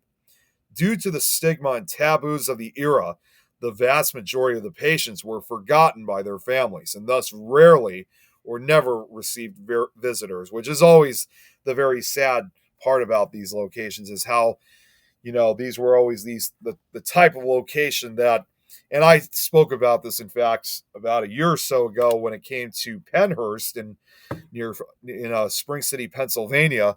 It was just the same message, saying that it was just best to just send your family member to this particular location and just practically get on with your life. I'm going to switch lights here because I forgot I had this light right here, so I think it will have a better picture on myself. Yep, this is much better. Okay, let me see here. Going back. John is pronounced like Sean. Okay, very close to John. Actually be John. Okay. All right, well, I appreciate you helping me out, by the way, on this, Jeremy. Thank you. Okay, yeah. So anyways, continuing onwards. This resulted in a lifetime of social isolation for patients and ultimately their deaths at the hospital. Furthermore, the bodies of deceased patients usually went unclaimed. The law provided the Sisters of Providence to hand over the cadavers within 24 hours to the provincial inspector of anatomy. Indeed, the mental hospitals provided the main source of human corpses for dissection at medical schools within Quebec, which I will say I actually did find at least 2 pictures involving the dissections, but I was not going to, considering the subject matter, I was not going to add those pictures because I thought they were a little too graphic to show on the slideshow. So, but there are at least 2 photos that were taken at the institution when they were doing these dissections. St. John du Douai, again, I'm sorry, also suffered from serious overcrowding and struggled to meet the needs of its mental patients. Many were rarely seen by a doctor following incarceration, which makes the situation even more sadder. It's like once you've been institutionalized, you are pretty much on your own. Just over 30% of patients released from the facility were considered cured, improved, or even stable. By 1890, St. John de Douai Hospital had grown to include 1,297 patients, along with 67 sisters and 100 nurses in the main building. Unfortunately, if the conditions were not bad enough, a terrible fire broke out in the institution on May 6th. The inferno raged for most of the day and almost completely destroyed the entire hospital. In all, a total of 86 people were burned alive, mostly female patients. So, okay, the pictures were supposed to show up, but now they are. So I can't even imagine how horrible it must have been for these patients. Very horrible way to die. And if I'm thinking correctly, I decided to make an exception. That is an actual picture from the aftermath of the fire, and those bags, I truly believe, were that of bodies of the patients that were burned. So it was a terrible event. I'm sure at that time it was, if I'm thinking correctly, although I didn't find this on any of the websites, this was probably one of the largest fires to affect a hospital in Canadian history at that time. Now, in its May 18th edition, the Dominion Illustrated reported that the sight that met the eyes of both sane and insane was a terrible one. There were still people in the burning central and adjoining sections of the building. Some of them could be seen as they stood clasping the iron bars of the windows in their hands and rending the air with demoniacal shouts and cries, laughing, cursing, entreating, and praying, singing coarse, rebelled songs, gazing vacantly at the excited multitude below them, making vain endeavors to wrest the heavy iron bars from the windows. Careless and indifferent, eager and hopeful, they furnished a strange and vivid spectacle. It would take a full day to rebuild the institution with an even larger design than the original. This included Okay, the pictures again were supposed to show up. So here we go. This included a train line that connected the hospital to the rail network. In June 1898, the hospital acquired a Okay, this is when it was supposed to show up. Okay, I have this correctly. In June 1898, the hospital acquired a passenger rail car and 2 cars for merchandise, and the system was launched. The new design also included a system of indoor trolleys that rolled on tracks through large hallways and connected the various pavilions of the hospital. The poet Emily Nelligan, I don't know if apparently she was a well-known poet in her days, if you guys know who she is or not. She resided in the hospital from 1925 to 1941. At its highest population, the asylum had hosted up to 5,000 patients. However, unfortunately, it just seemed like history repeated itself once again because another deadly fire broke out on Saturday, November 9th, 1935, in one of the wings at the St. John de Duel insane asylum. Unfortunately, I couldn't find out how many actually fully died from the event. Again, finding the information was relatively limited. But according to the November 11th, 1935 issue of Reading Eagle, hospital officials said the cause of the conflagration probably would never be discovered. Firemen expressed the theory a pyromaniac inmate was responsible, but conceded that they face an almost hopeless task in confirming this theory. The column continued. 4 violently insane inmates were burned to death after the fire broke out late Saturday night when they eluded their guards and crept back to their cells in the blazing building. Another inmate died from heart disease. So at least there were 5 who died, but I just couldn't find the full number. Allegedly, the nuns in that case attempted to avoid an investigation on the basis that the hospital formed a separate municipality. Indeed, Gamelin had its own police and firefighters, even though there were no permanent residents apart from the incarcerated mental patients. As the years passed, the hospital would continue to experience more problems, many of them extremely deranged, shocking, and almost unbelievable. Another rare picture I was able to find of during when it was in its operation days, which goes to show the type of inmates they were accepting. With technological advances, electroshock therapy was invented in Italy in 1938 and quickly spread to other mental institutions, obviously to different countries, and Canada was no exception. Now, additionally, from 1935 to 1964, thousands of orphan children were abandoned or entrusted to the state by a parent or other numerous members of their family. These orphans were raised in facilities like nurseries, orphanages, or psychiatric hospitals ran by Catholic congregations. They were called the Duplessis orphans because the premier of Quebec at the time, Maury Duplessis, reclassified the children as mental patients and sent them to psychiatric asylums solely to per child subsidy from the federal government. In 1975, the St. John de Duel Insane Asylum took the name of Louis Hippolyte Lafontaine Hospital. In 2013, it was rebranded with its modern name, the Institut Université in Santé Mentale de Montréal. In 1976, okay, I got something mixed up here. Okay, so that was supposed to show up afterwards. In 1976, Hospital St. Jean de Dieu became the Hospital Louis H. Lafontaine. Oh, wait, this is the same stuff again. Okay. The number has declined since the 1980s, and some wings were closed. On October 14, 2011, Hospital Louis H. Lafontaine is designated as a mental university institute. Okay, yeah, now it's just repeating some of the information. Again, I was in a rush getting some of this done, so I don't mind the repeated information. But anyways, the Institut Université in Santé Mentale de Montréal has a history of hauntings and is considered one of the most haunted places in Montreal. Apparitions of former patients in old gowns have been seen along with disembodied voices and phantom footsteps echoing in empty corridors. In addition, buzzers going off in empty rooms, floating orbs and flickering lights are a frequent phenomenon.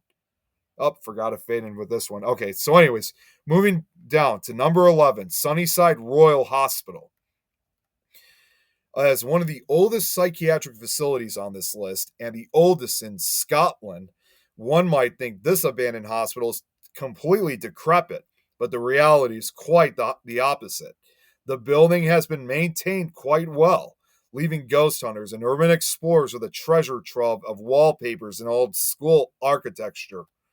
After its opening in 1781 by Susan Garner, okay, now the pictures are showing up. After its opening in 1781 by Susan Carnegie as Montrose Lunatic Asylum, Infirmary and Dispensary, it obtained a royal charter in 1810. The original building was situated on the Montrose Links on a site bounded by Barrack Road, Ferry Road, and Garrison Road. In 1834, the governors of the asylum, carrying out the wishes of Mrs. Carnegie, who had strongly advocated the appointment of a medical specialist in insanity, appointed the phrenologist William A. F. Brown as medical superintendent. Brown was to prove an inspired choice and an energetic and resourceful leader. He regarded public education as part of his duties and gave a series of lectures which became enormously popular and influential.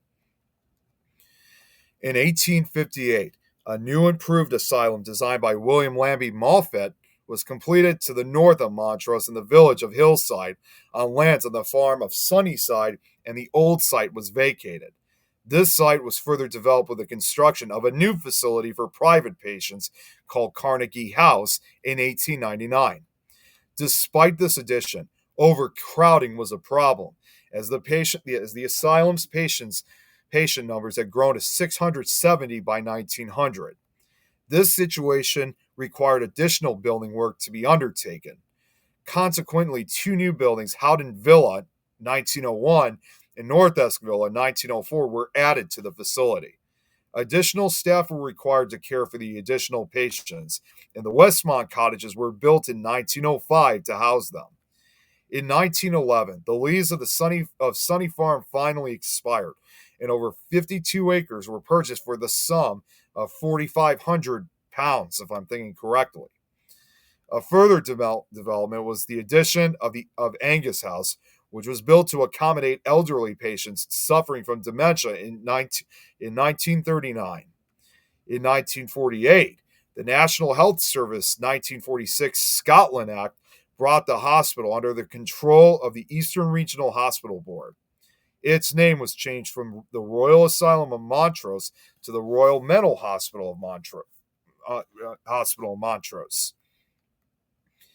It changed hands several times before becoming Sunnyside Royal Hospital in 1962 and came under the jurisdiction of new management.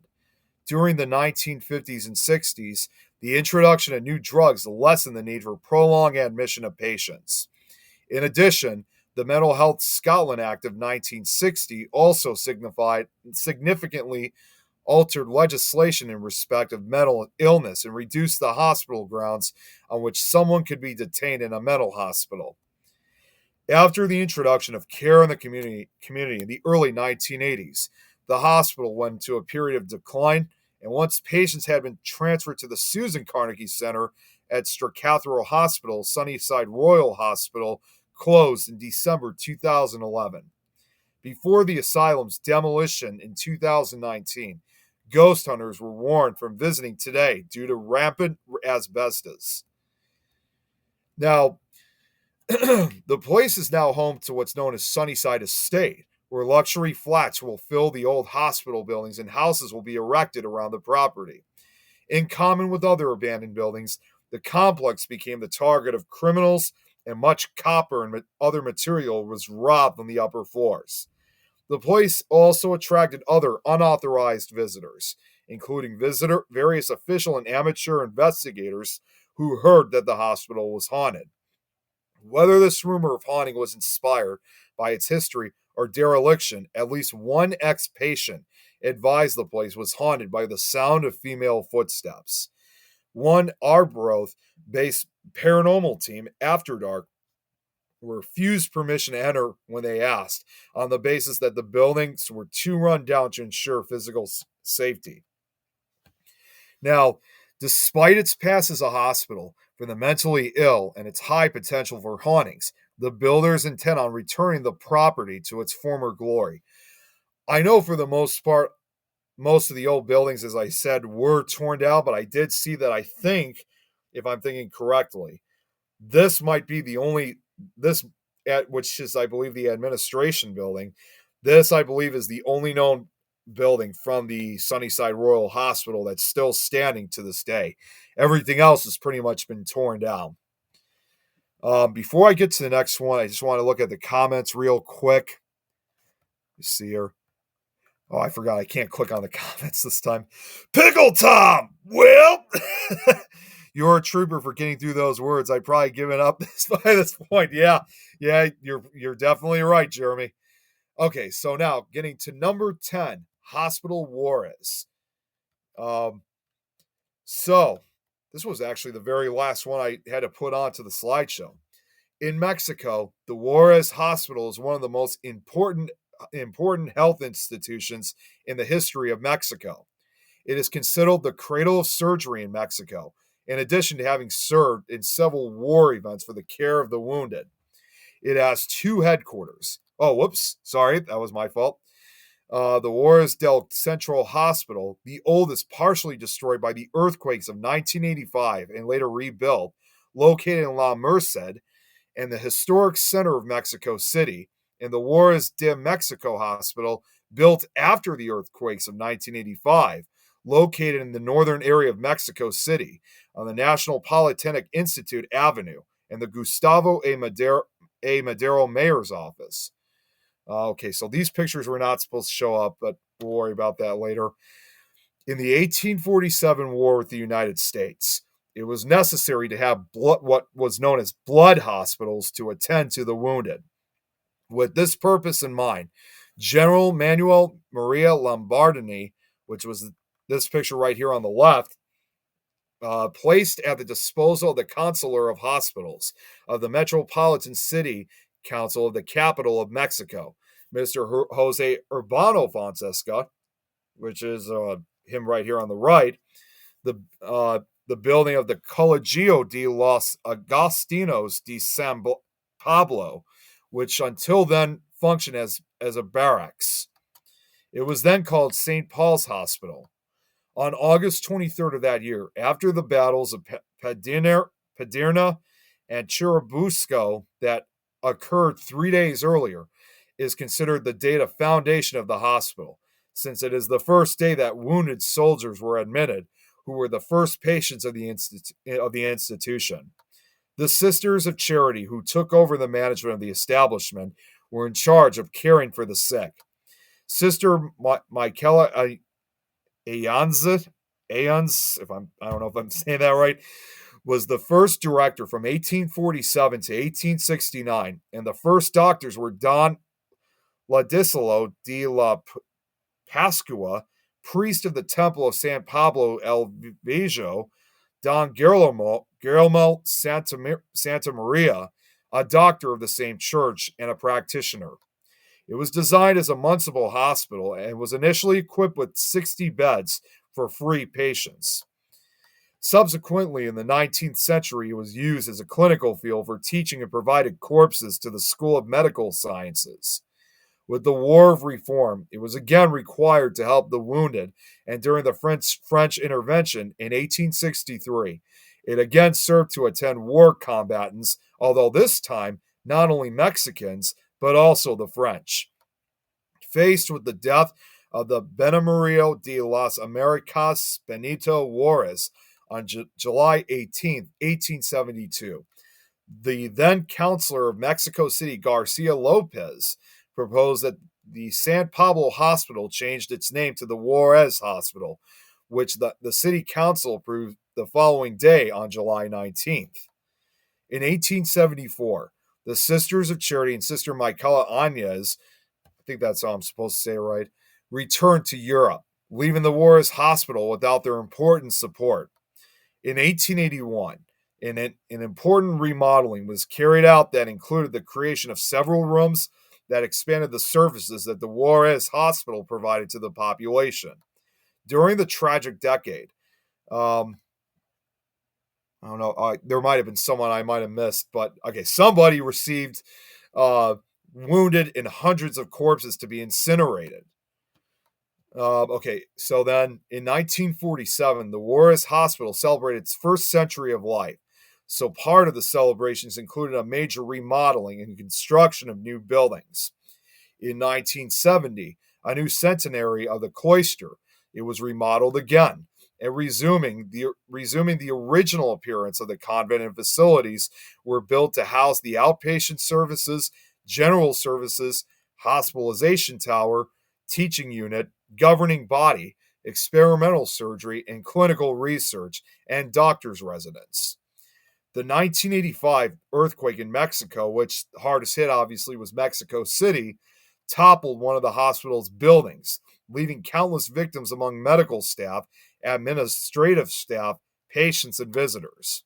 The government of the Republic allocated funds to the Ministry of Health of Mexico to build new facilities since the San Pablo building was disabled for such functions. While the new headquarters was being built, it was divided into 4 units in different areas of the city, Juarez 1 to Juarez 4 until September 1989, when the new home of the Juarez Hospital was inaugurated. Okay, so that was, I don't mean to kind of go to a cut, but that was honestly as much history I was able to find on the hospital Juarez. So let's get right to the supposed story. Legend that's associated with this hospital. This picture wasn't supposed to show up right now, but well, doesn't matter. La Plancheta, interestingly, is an urban legend from Mexico City. She is the ghost of a nurse that originally haunted the hospital Juarez, but in modern times has now been spotted, get this, in hospitals all across the city, all across Mexico City. Her origin is murky, in that there is no clear story that one can point to. Now, if I'm thinking correctly, even though her origin is kind of up in the air, when I found this picture, supposedly this was actually supposed to be her. And based on the attire and the time this photo was taken, I'm going to assume this most likely was taken back somewhere around the 1920s, early 1930s, maybe late 1910s. So somewhere around that period. Just before I get to the next one, let's see real quick. Thank you, Kate. Well, ain't no party like a Nick Files party. All right, before I get to number 9, because I've been doing a lot of talking now for a while, I need a quick drink.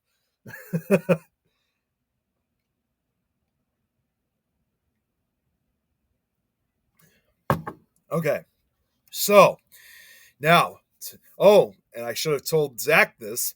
Now we focus on a location back here in the U.S. that's within Zach and Adrian's state, not too far from them, in fact.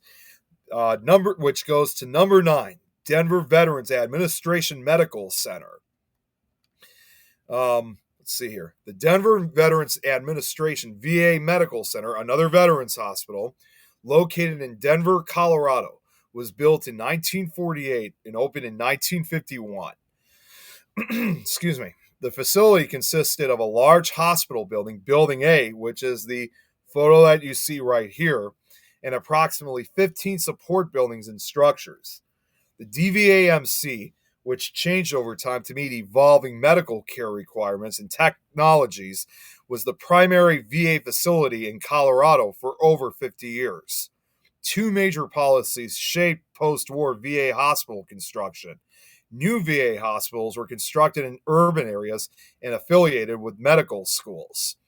This was a significant change for the decades-long policy that emphasized the construction of hospitals in rural areas and independence from other healthcare facilities.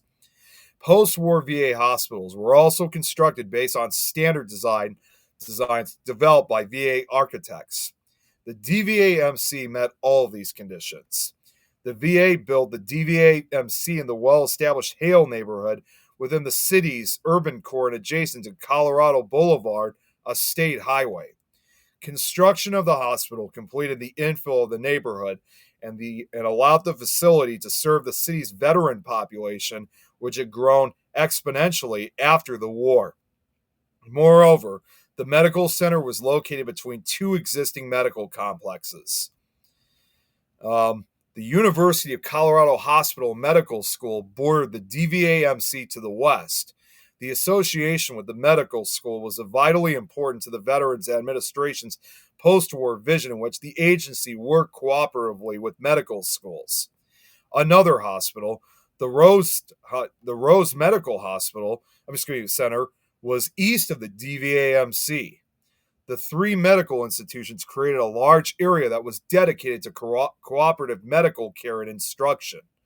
In the early 2000s, the DVA-MC couldn't provide the most effective care to patients, and we're also doing 1,500 non-emergent surgeries monthly. Therefore, the place shut down was bought by the government for $41.2 million. As a result, the relationship between the Denver hospitals continued during that era when the University of Colorado and VA began transferring their operations east to new facilities on the former site of the Fitzsimmons Army Medical Center in Aurora, where they have continued their collaborative relationship.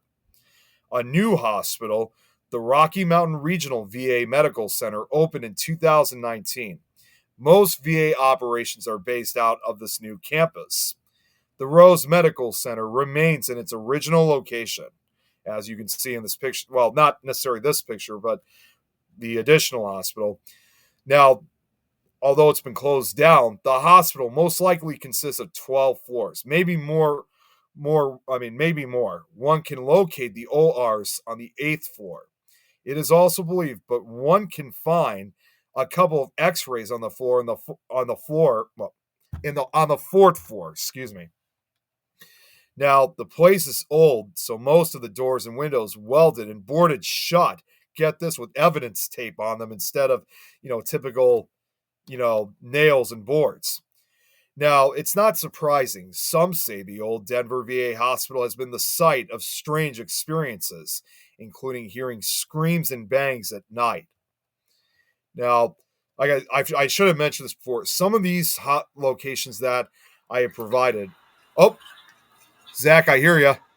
Yeah. Hey, you know what? I just wanted to pop in here real quick, and I'm going to say after seeing that last one, I hear road trip here coming real quick. I kind of figured.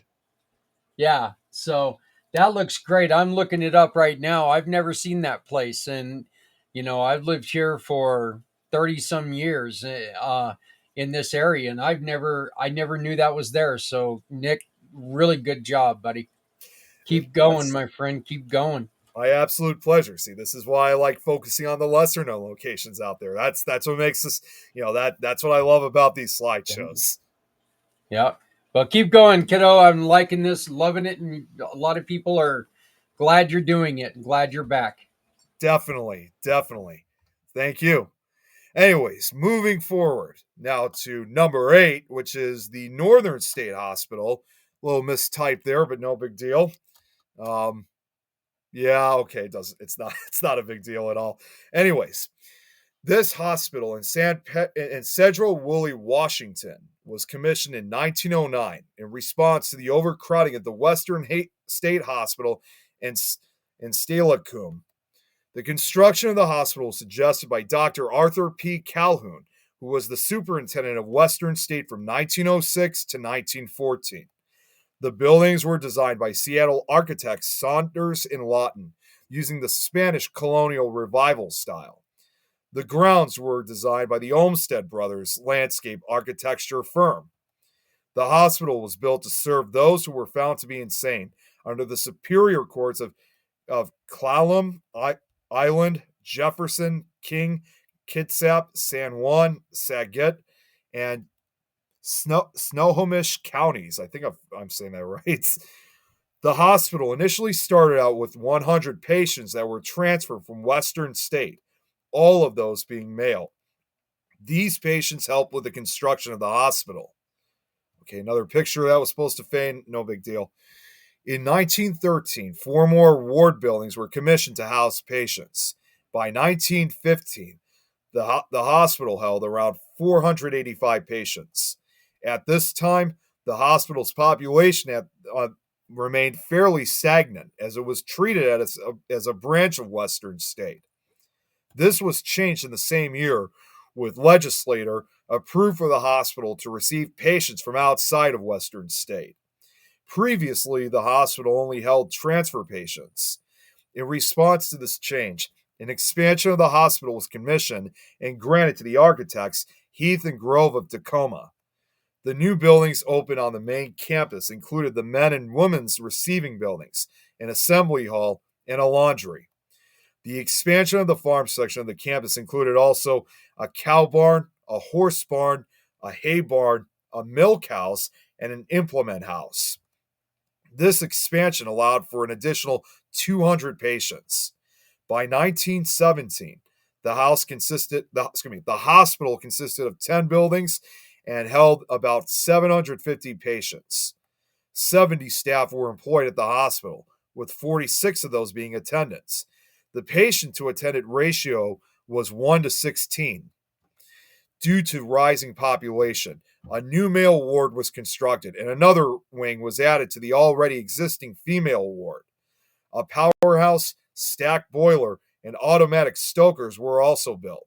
Improvements were also made to the heating and lighting. This expansion was proposed in 1917, but this was delayed due to World War I, with the buildings being completed in 1919. In 1921, another male ward was constructed with room for 49 patients. 2 more stokers were also built that same year. In 1922, there were reportedly 1,084 patients. The hospital was closed in 1973 under the direction of Governor Dan Evans due to state budget cuts. The last patients left the hospital on that year of August 16th. The closure led, unfortunately, to the loss of 500 jobs by hospital staff. The remaining patients were transferred to Western State Hospital, while others were released to the general public. Now, sadly, in spite of in spite of probably getting some of the care that they needed, still, countless patients perished at Northern State. Rarely were the bodies claimed by families, and so their disposal was left to the state. Those who were known to be Protestant were cremated in an on-site furnace. Hundreds of these cremains, or excuse me, I'm sorry, not cremains, were later found, get this, in tin cans bearing their patient numbers. Rumors say that the remains were packaged in the hospital's canning facility by other patients. Most patients, however, were buried in the asylum's 1.5 acre plot. According to hospital records, 1,487 bodies are buried on the grounds of the asylum. While the graves once did bear the names of those below ground, the swampy soil has caused the majority of the headstones to retreat into the ground, leaving the bodies of the dead totally unnamed. So they've practically been exposed to the elements. Efforts are currently underway to exhume the bodies, identify them, and give them a proper burial. Okay, here we go. For a second, I forgot to take out mental state. It was supposed to be just Northern State Hospital. With so much suffering, death, and disregard for human life, the abandoned land is crawling with reports of strange happenings. Most of those who were admitted, unfortunately, weren't actually suffering from severe mental illness and were sent to the asylum to live out the rest of their lives under lock and key. Although, again, I was able to find that there wasn't as much negativity like you'd see in a lot of these other hospitals, there were still rumors that they were likely experimented on, perished in the hospital, and buried or cremated right on site. It's hard to believe that these would be happy spirits. Those who dare visit the asylum grounds report strange phenomena such as cold spots, the feeling of being watched, disembodied voices, and the feeling of being touched. Some have seen strange shadows darting around the graveyard.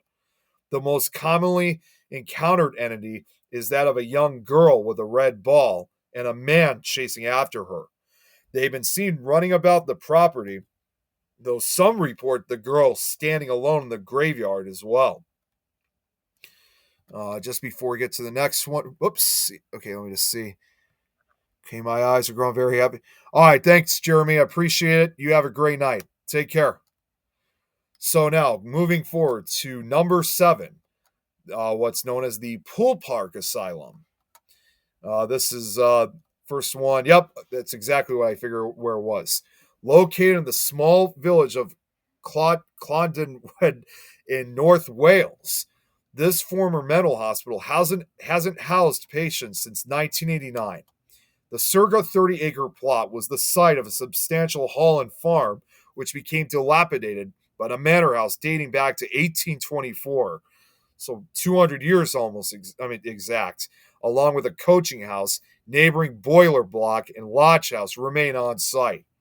The manor, complete with a beautiful staircase and intricate details, was a family home in the 1800s, before it was accommodated overflow patients from Denbit Insane Asylum in the 30s and 40s. The estate of Pool Park, spelled park in Welsh, began as a deer park for the nearby Ruthin Castle. Following its time as a hunting ground, the property was passed between a series of wealthy landowners. The elegant mock Tudor style manor house that still stands today was constructed in 1862 for the second Lord Bagot, which is this is obviously one of the earliest pictures I was able to find of this. In 1937, the house was sold to the North Wales County's Mental Hospital, which was in need of a second location to house overflow patients from the nearby Denbit Insane Asylum. Pool Park held 87 patients at capacity, but in times of need had as many as 120. For a brief stint of time during World War II, the grounds also held a prisoner of war camp. It later became an asylum before closing in the 1980s. It had stood empty since then and became popular with ghost hunters. Today, the solid wooden floors and intricate wood paneling have rotted due to water damage. The house had been looted for lead and copper, and its ceilings are dripping water and shedding plaster. One will be pressed hard to find an intact window. However, a beautiful old staircase still remains, spilling down 2 flights of stairs into a grand entrance hall, a real pleasure despite the debris. Paranormal investigator said they heard noises and saw shadowy figures and thrown stones at the asylum. One even said he got an unexplained bruise after his visit, but it should be noted that the building isn't truly abandoned. And that's the other thing, too, I want to throw out. Just because a building is abandoned does not mean that somebody actually owns the property. If it's not owned by a particular individual, then most likely it's owned by the state. Or in this case, I don't know if it's counties or whatever they have in Wales, but it's either way, it's owned by the area. So again, ghost hunters should get permission before visiting. Today, okay, here we go. Today, the former hospital belongs to Robert Holmes, who has not mentioned any plan to demolish or change it. The company has repeatedly warned trespassers from entering, not for the history.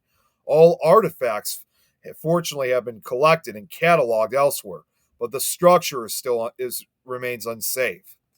But it definitely has a very haunting look to it, I got to admit. It's just one of those locations that, not a very big location, but just has a very historic and haunted look to it. It's shrouded in the trees. There's nothing but woods surrounding it. So that is kind of like, that is like your classic haunted hospital, just shrouded in mystery.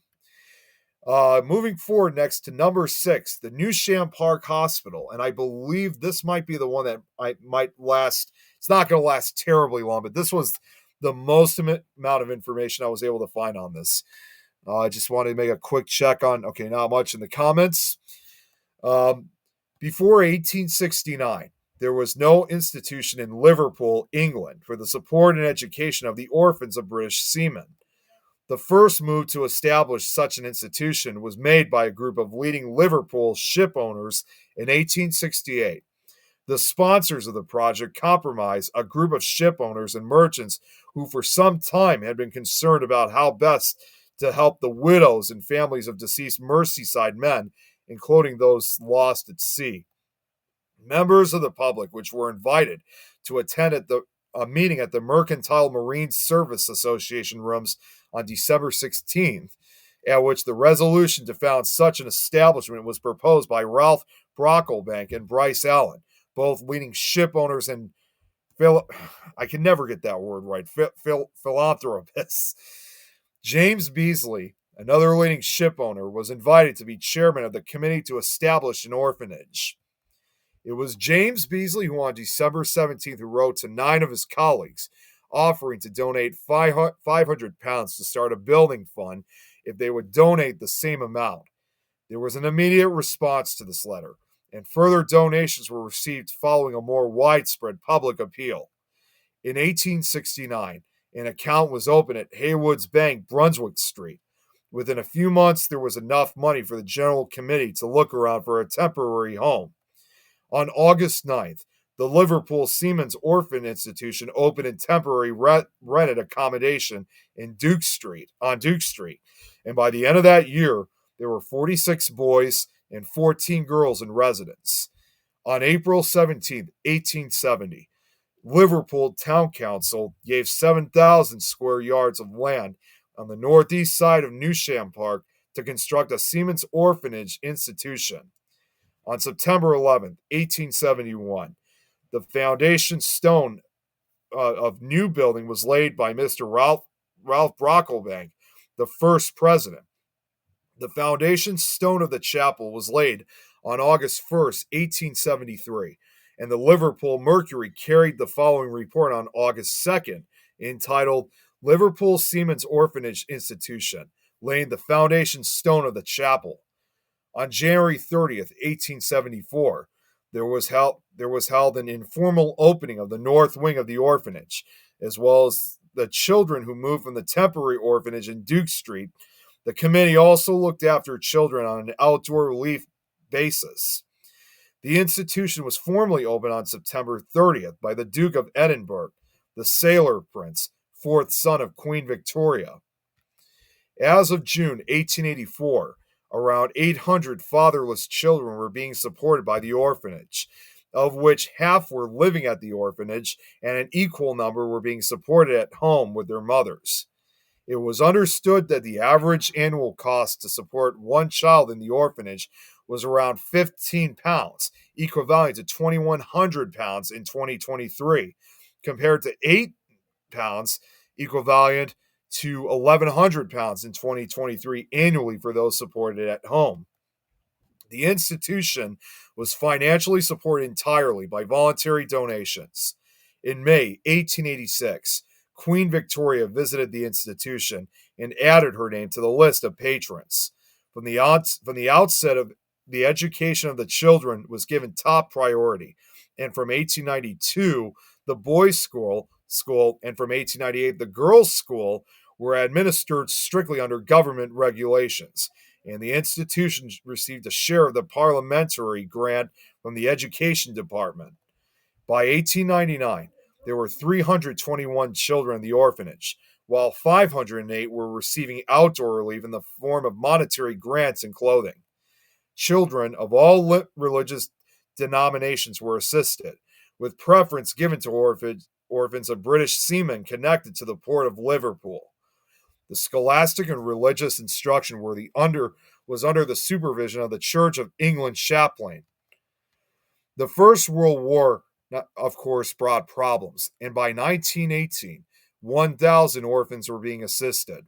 Royal appreciation of the work was shown from time to time by visits to Newsham Park, and following a visit by Queen Mary and the Princess Royal in 1921, George V bestowed upon the institution the title Royal and granted it a royal charter of incorporation. In the interwar years, the institution made continued progress. During the Second World War, the children were evacuated to Hillbark, Frankby, Rural, the country home of Mr. E.B. Royden, a devoted friend and committee member. Here the children remained and flourished throughout the war. In 1946, preparations were made for a return to Newsham Park, but with the great expansion of the country's social service schemes, many surviving parents were understandably reluctant to place their children in the orphanage.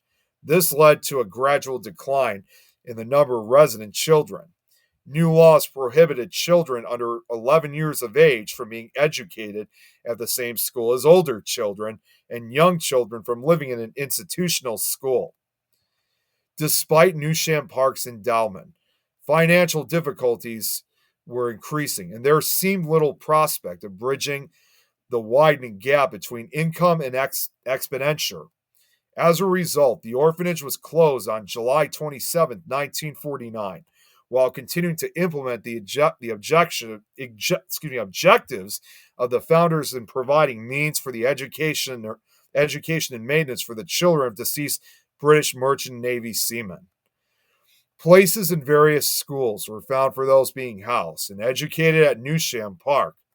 Most were transferred to the Royal Merchant Navy School at Bearwood, fees, etc., being borne by Newsham Park.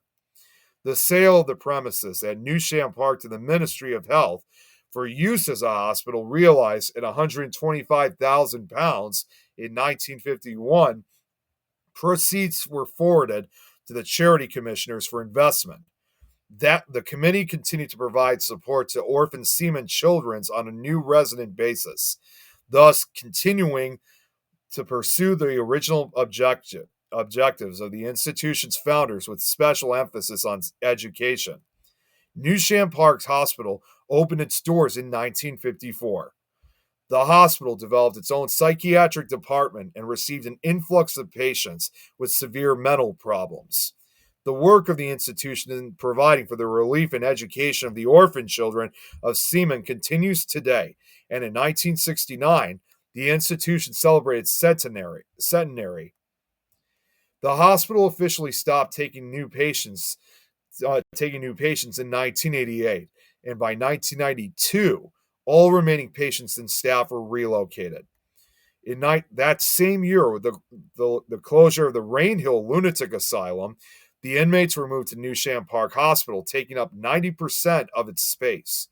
£1.6 million were spent on the hospital so it could house its new patients. There are still notices posted on boards in the school block and paperwork on the property that are dated 1996. All records of patients and staff have been closed for 100 years since 1997, when the building was finally vacated of patients and staff. In 1990, that same year, the property was bought in auction by a property developer. In 2004, a plan by its owners, Gateway Properties, to develop the building into flats was defeated by local regeneration campaigners, and in July 2007, the site was put up for sale. The site is now owned by property developer Angle Farm Limited. Okay, I guess I didn't have a picture for that one. Their associates Land Ecology Limited have submitted a planning application to convert and refurbish part of the historic building into an events venue, including kitchen facilities, dining restaurant and bar, function and seminar facilities, external seating area, and all associated works. But perhaps, not surprisingly, Newsham Park Hospital is also rumored to be haunted. Perhaps the paranormal activity, like disembodied voices and inexplicable footsteps, comes from its time as an orphanage during World War II, when, sadly, typical of these hospitals, when traumatized children were punished harshly and separated from their siblings, rather than cared for with love and empathy. Employees and visitors have reported seeing ghosts and hearing strange noises. Reported sightings of ghosts included that of a small child on the top floor corridor and shadowy figures on Ward G. Visitors to the basement have reported an uneasy feeling and dragging noises have been heard from the dining room while nobody is there. Empty wheelchairs in corridors. I'm not sure. I guess I must have missed something on that one. Distant voices, shadowy figures in stairwells, tools disappearing and reappearing in different parts of the building, a child's singing voice, and ghost hunters can even stay overnight at this abandoned hospital, where the schoolhouse, nurses' quarters, and chapel are all supposedly the most active. So now moving down to number 5, and now this is definitely one that I'm sure most of us have not heard of unless you guys have lived in this those who live in this country, a location that's called Harstolen. If I'm saying that correct, I hope I'm saying that correctly, because this location, Harstolen, formerly Leicester Sanatorium, was a tuberculosis sanatorium and later psychiatric hospital in Norway, established in 1902. Located on a remote hill some 500 meters above Jordan in Lustersagen. A 5,000 square meter large building, the sanatorium had its own water power supply and was accessed by an aerial tramway. The sanatorium had about 150 patients at any given time and about as many employees, with about 15,000 total patients until its repurposing in 1958, and was the largest one in Norway. Attendant treatments of tuberculosis included being exposed to dry and fresh air, and surgical interventions such as plombage of the lungs and the removal of ribs, until antibiotics led to a revolution in the treatment of the disease in the 1940s. The average time of the sanatorium was 135 days.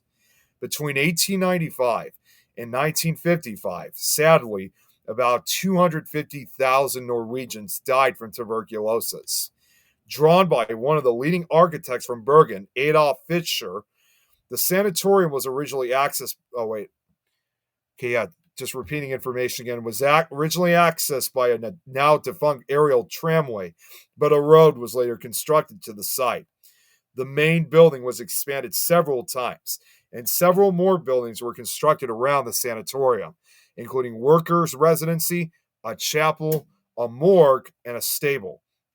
There was also a bakery, a cinema, and a library, a well-maintained park, and the rooms had water closets and bathtubs, which was not common in Norway at the time.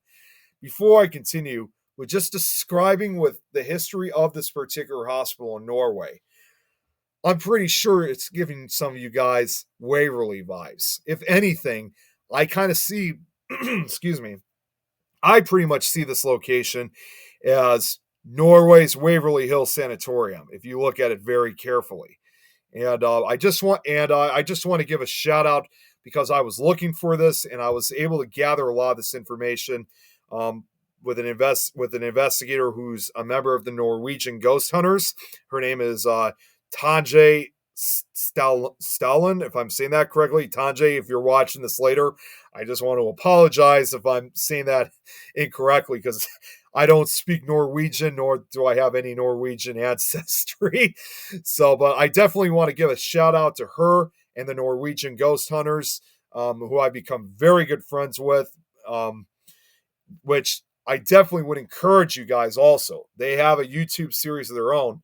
I think really one of the only paranormal series out there that I think that's ever been shot in Norway. There might be one other series out there I did see, but this is the one that's really caught my attention. And although it is in Norwegian, they do have English captions, so you will be able to watch it, even if you don't understand it, but there's English captions. But big, huge shout out and thanks to the Norwegian Ghost Hunters and Tanje. Thank you guys so much. From 1959 to 1991, the former sanatorium was used as a psychiatric hospital. The closure was controversial, and many locals believed it only had financial motivations from the county.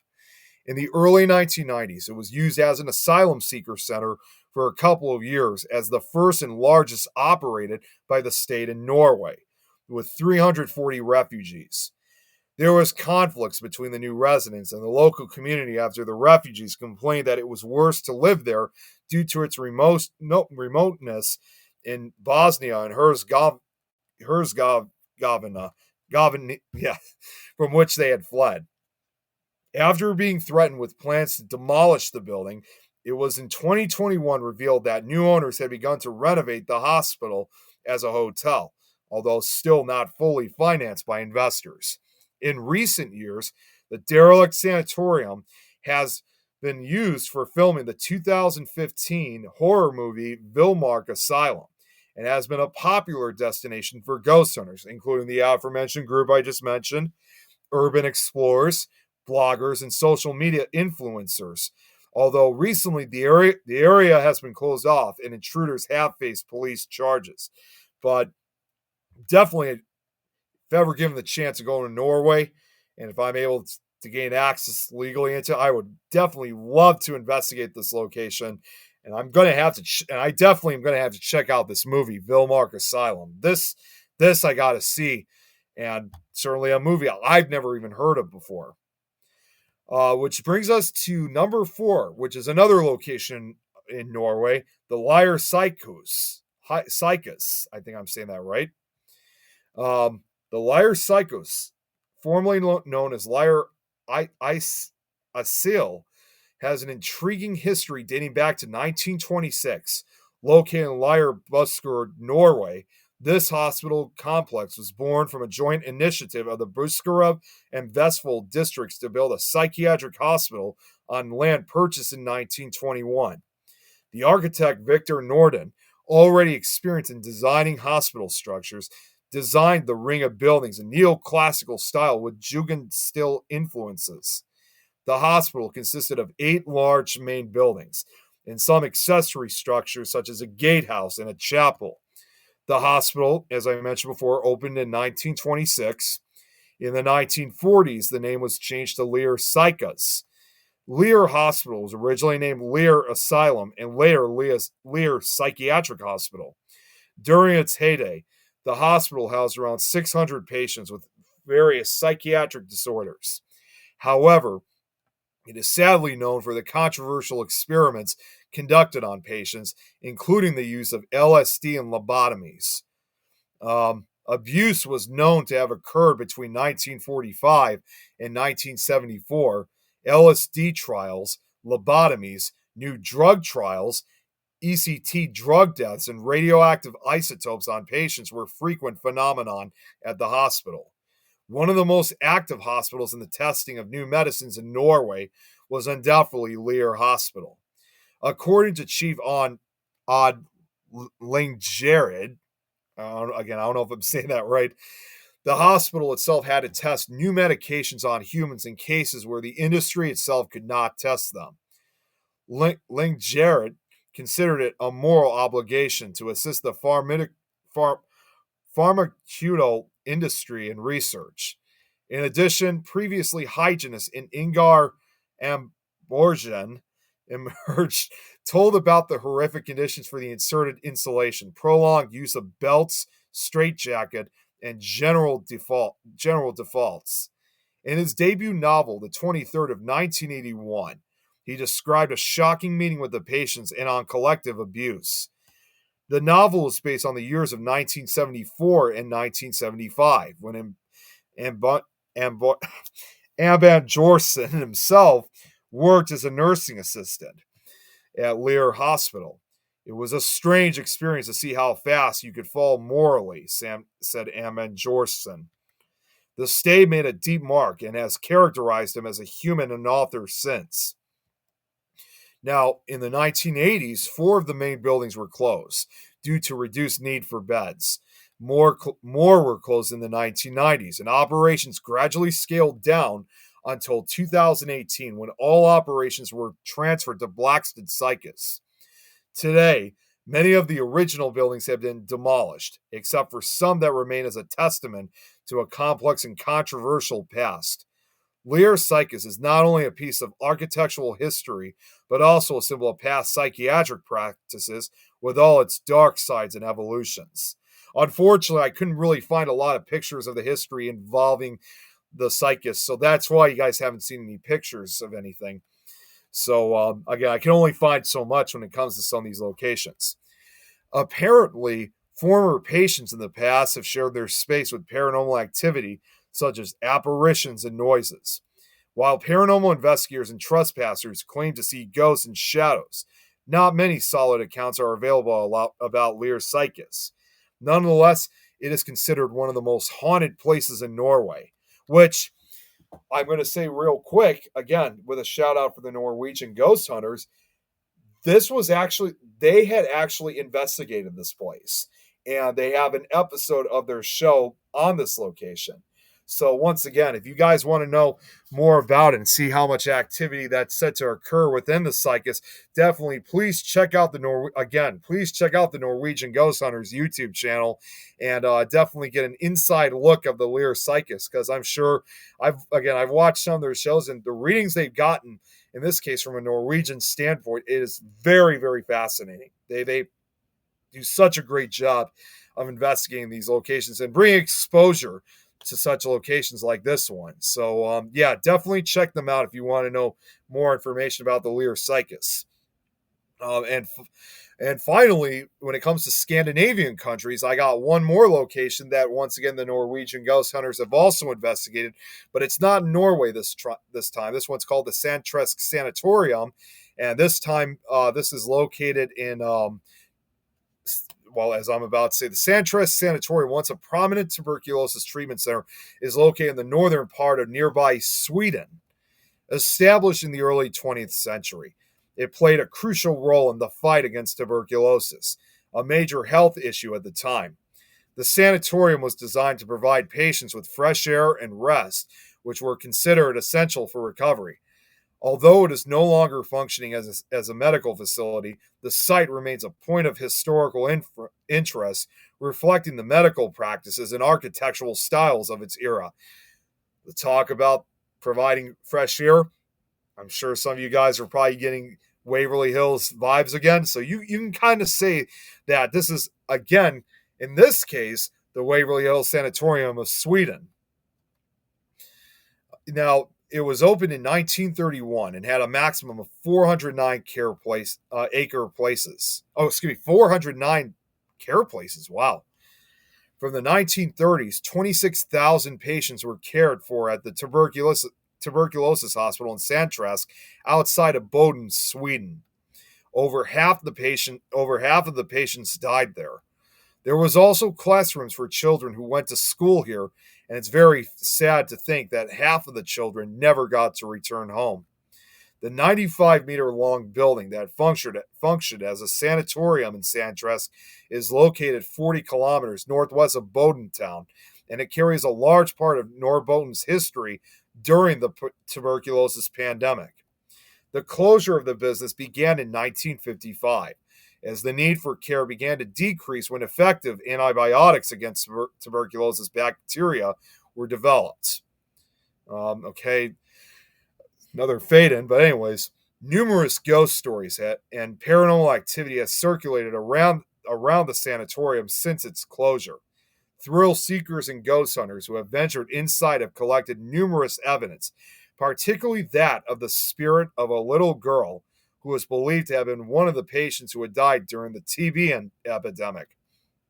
Others had, and which, by the way, there is an actual photo that was supposedly taken of this little girl.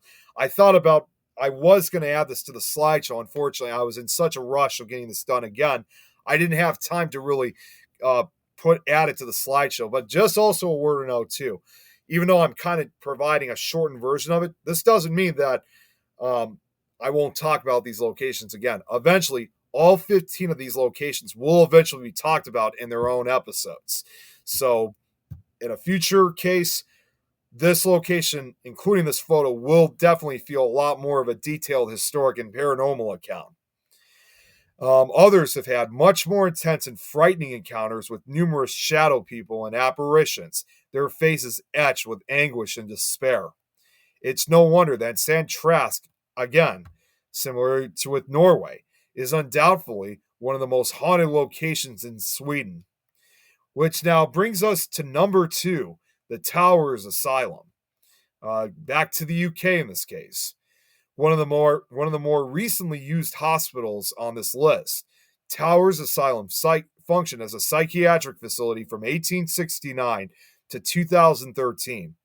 The site chosen for the hospital had previously been occupied by Victoria House, of which the main block still remains. The former home of Benjamin Broadbent, a leading businessman, master builder, and architect whose works were well renowned across the Midlands at the time. He built a house on the site in the late 1850s and moved in early 1860. Following his death in 1862, his son Benjamin Jr. sold the house and 30 acres of land to the Leicestershire Council for £8,000. The house had to be demolished due to dry rot, and the grounds were used for the Leicester Towers Hospital, Formerly called the Leicester Borough Lunatic Asylum, the English hospital adapted through many phases of mental health care, including serving as a World War II hospital patient overflow site. The hospital, which was designed by Edward Loney Stevens, using a corridor layout with compact aero additions, opened as the Leicester Borough Lunatic Asylum in September 1869. An extension to the male ward, designed by George Thomas Hine, was completed in 1883, and a corresponding extension to the female ward, also designed by Hine, was completed in 1890. A bathhouse, also designed by Hine, was added in 1913. The facility became the Leicester, okay, I think I got that right now, Leicester City Mental Hospital in the 1920s. It was also another site of overcrowding and rampant sedation techniques that left the mentally ill in inhumane conditions, in addition to not receiving proper care for their illnesses. 3 detached villa properties built in the 1930s were made available to the emergency medical service during the Second World War. It became known as Towers Hospital in 1947. The facility joined the National Health Service as the Towers Hospital in 1948. After the introduction of care in the community in the early 1980s, the hospital went to a period of decline, in which it closed its beds in 2000 and closed entirely in April 2013. The administration building, which became known as George Hine House, was converted for a ski-free school in 2014. Surprisingly, for a hospital like this, I couldn't find a lot of historic pictures of the hospital in its operating days. This hospital for the insane, however, is known for its intense paranormal activity. Experienced ghost hunters have been known to be scared at this haunted location. The hauntings at Towers Asylum clearly come from those horrific acts, like the metal shackles that were found attached to the walls in the basement, despite the architectural beauty of the building, obviously, as you see on the outside. Past investigators have witnessed all sorts of paranormal activity here, from disembodied voices, shouts and bangs, and objects being thrown, among many other disturbing occurrences.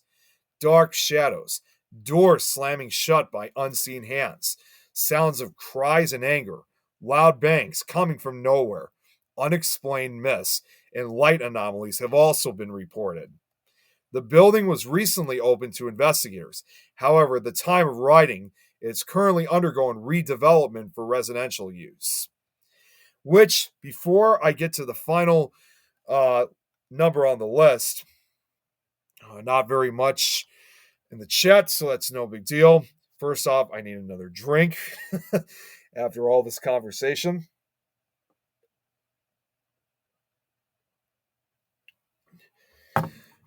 Okay, which brings us to our final location, which this one is kind of a little bit more familiar, but I don't think has received much of the same familiarity like you see with Waverly Hills or Wildwood, as examples. And that number 1 would be Danvers State Hospital, which most of it actually no longer exists, but we'll get to that in just a short minute or so. Danvers State Hospital, an extensive mental health care facility in Danvers, Massachusetts, established in 1874, reflects changing attitudes toward treatment of the insane in its exceptionally well-preserved buildings and grounds.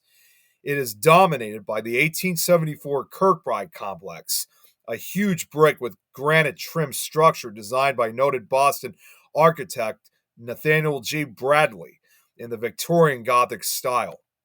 I forgot I had a photo of him. Closely modeled on the precepts of Thomas S. Kirkbride, and includes space for patients, attendants, and administration, reflecting a centralized approach to care. Later, buildings such as the male and female nurses' homes represent the segregation of patients and staff.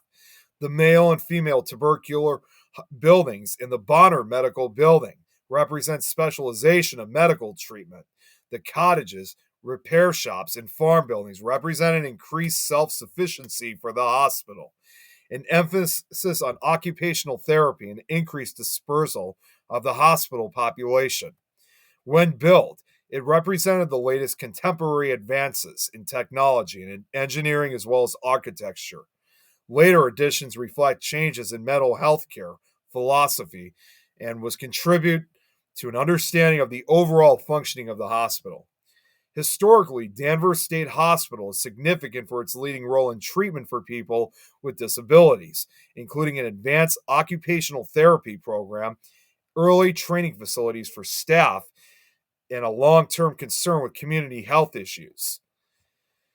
The Danvers State Hospital was officially opened in 1878 after 4 years of construction at a cost of $1.5 million at the time. The hospital originally consisted of 2 main center buildings housing the administration with 4 radiating wings on each side of the administration block. The kitchen, laundry, chapel, and dormitories for the attendants were in a connecting building in the rear. Middleton Pond supplied the hospital its water. On each side of the main building were the wings for male and female patients, respectively. The outermost wards were reserved for the most hostile patients. Over the years, newer buildings were constructed around the original Kirkbride, and the alterations were made to the Kirkbride itself, such as a new gymnasium/auditorium on the area of the old kitchens and multiple solaria added onto the front of the wards. Most of the buildings on campus were connected by a labyrinth of tunnels. Many of the Commonwealth institutions for the developmentally delayed and the mentally ill at the time were designed with tunnel systems to be self-sufficient in wintertime. There was a tunnel that ran from a steam power generating plant, which still exists to provide service to the Hogan Regional Center, located at the bottom of the hill, running up to the hospital, along with tunnels that connected the male and female nurses' homes, the Gray Gables, Bonner Medical Building, machine shops, pump house, and a few others. Now, the original plan was to house 500 patients with attic space, potentially housing 1,000 more. By the late 1930s and 1940s, over 2,000 patients were being housed, and overcrowding was severe. People were even held in the basements of the Kirkbride. While the asylum was established to provide residential treatment and care to the mentally ill, its functions expanded to include a training program for nurses in 1889 and a pathological research center in 1895. In the 1890s, Dr. Charles Page, the superintendent, declared mechanical restraint unnecessary and harmful in cases of mental illness. By the 1920s, the hospital was operating school clinics to help determine mental deficiency in children. Reports were made that various inhumane shock therapies, lobotomies, drugs, and straitjackets were being used to keep the crowded hospital under control. Sorry, if you guys heard that noise, that was my cat jumping by. Slanks. Anyways, this sparked controversy, not surprisingly. During the 1960s, as a result of increased emphasis on alternative methods of treatment, Slinks, get out of here, deinstitutionalization and community-based mental health care, the inpatient and population started to decrease. Massive budgets cuts in the 1960s played a major role in the progressive closing of Danvers State Hospital. The hospital began closing wards and facilities as early as 1969. By 1985, the majority of the original hospital wards were closed or abandoned. The administration block in the original Kirkbride building closed in 1989. Patients were moved to the Bonner Medical Building across the campus. The entire campus was closed on June 24, 1992, and all patients were either transferred to the community or to other facilities. Now, in December 2005, the property was sold to Avalon Base Community, a residential apartment developer. A lawsuit was filed by a local preservation fund to stave off, unfortunately, the demolition of the hospital, including the Kirkbride building, which was listed on the National Register of Historic Places. Sadly, this did not stop the process, however, and demolition of most of the buildings began in January 2006 with the intent to build 497 apartments on the 77-acre site, as you can see in this picture right here, which is a sad sight to see. By June of that year, all of the Danvers State Hospital buildings that were marked for demolition had been torn down, including all of the unused buildings and old homes of the lower grounds and all of the buildings on the hill. Demolition was done by Testacorp of Wakefield, Massachusetts. The historic Kirkbride was also demolished, which it's hard to see, but once I say that, I read this, with only the outermost brick shell of the administration area, along with the G and D wards on each side, being propped up during demolition and construction, while an entirely new structure was built behind and inside of it, leaving the Danvers Reservoir and the original brick shell. Much of the wood from the demolition project was salvaged and recycled into flooring and other millwork.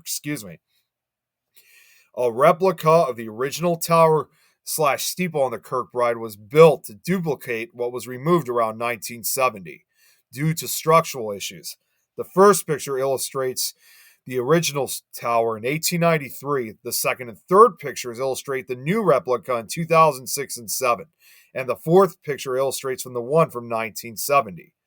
Avalon Bay predicted that they would have properties available for rent or sale by fall 2007. On April 7th of that year, 4 of the adjacent complex buildings and 4 of Avalon's base construction trailers burned down in a large fire visible from Boston, nearly 17 miles away. Damage was confined mostly to the buildings under construction on the eastern end, but the remaining Kirkbride spires caught fire due to the high heat. The tunnel leading up from the power still exists, but is blocked at the top of the hill. Only the exteriors, like I said, was Kirkbride complex was preserved in the demolition. In the cemeteries, several block tunnels and the brick shell of the administration and the D and G wings are all that remained from the original site, which shows here in this 2010 photo, which it's hard to believe that it doesn't even look like it was ever demolished. It's kind of a weird way how they demolished a good majority of the entire original building, but left just the exterior of the hospital to remain. It's never really been explained why they left the exterior, and that they kind of replicated when they turned this into a hospital. But you can clearly see it just doesn't look like it was ever demolished in the first place. But yes, it's sad that most of the building is gone, but at least parts of the building, including the cemetery, still remain, including the exterior. So in some way, Danvers State Hospital is still kind of standing in some way, shape, or form. However, that does not stop the stories of paranormal activity that occur within this former hospital. And it's not just the paranormal side of things. The Danvers State Hospital is believed by literary historians to have served as inspiration for the infamous Arkham Sanatorium from H.P. Lovecraft's The Thing on the Doorstep. Lovecraft's Arkham, in turn, is the inspiration for Arkham Asylum, a psychiatric hospital within the Batman universe. It is referenced by name in the short story Pickman's Model and The Shadow over Innsmouth. The hospital was also the setting for the 2001 horror film Session 9, which I have seen. That was it's not necessarily the best movie, but it's still a great movie, which was directed by Lucky McGee, who also directed another movie that was called May, which is a disturbingly psychiatric horror movie. But yeah, I'm sorry, no, it wasn't made by Lucky McGee. That was Session 9 was directed by Brad Anderson. But yeah, Session 9, either way, it's still a really good and underrated horror film, and they shot it. It's really cool that they shot it at the actual hospital. And in addition to, even prior to Session 9, while the hospital was still in operation, believe it or not, the asylum was also featured in the 1958 film Home Before Dark, which, despite its name, I don't know if it's really a horror movie. I think it's supposed to be more of a drama film. In the book Project 17 by Laurie Faria Stolars, the plot involves 6 teens breaking into Danvers to investigate. Now to get to the real paranormal side of things, with such sadness, neglect, abuse, and trauma comes a staining of the land. From the involvement with the Salem witch trials to the horrors that occurred at Danvers, the land that the hospital was on is truly one of the most haunted. The only remnants of the horrid practices here, like I said, are 2 cemeteries filled with 770 bodies. Some headstones only have numbers as opposed to names. On a more terrifying note, and this is what I just briefly mentioned, the judge that presided over the Salem witch trials of 1692, John Hawthorne, lived on that land that Danvers was built upon a few hundred years ago. Perhaps the dark history of the land is what caused Danvers State Hospital to become such a dark and infamous place. Even in death, administrators at Danvers State Hospital did not dignify their patients. Visitors to the property report screaming, banging, and crying.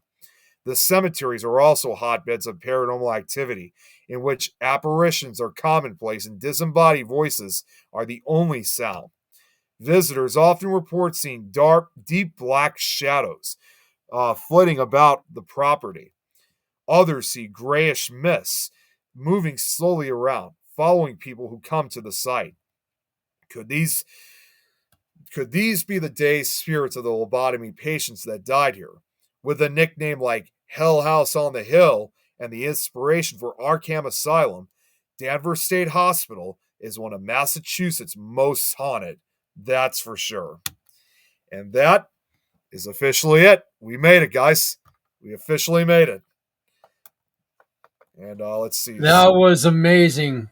That really was amazing, Nick. Look, that one, oh God, which one? I think it was the first one in the Sweden area.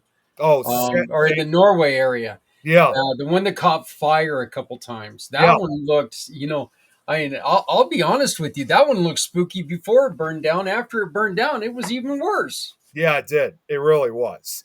And I've never really heard of really a lot of haunted locations, especially in this case, hospitals, having more than one fire occur. And it just, no matter what they did, like you just said, they just gave it a much more spookier look to it.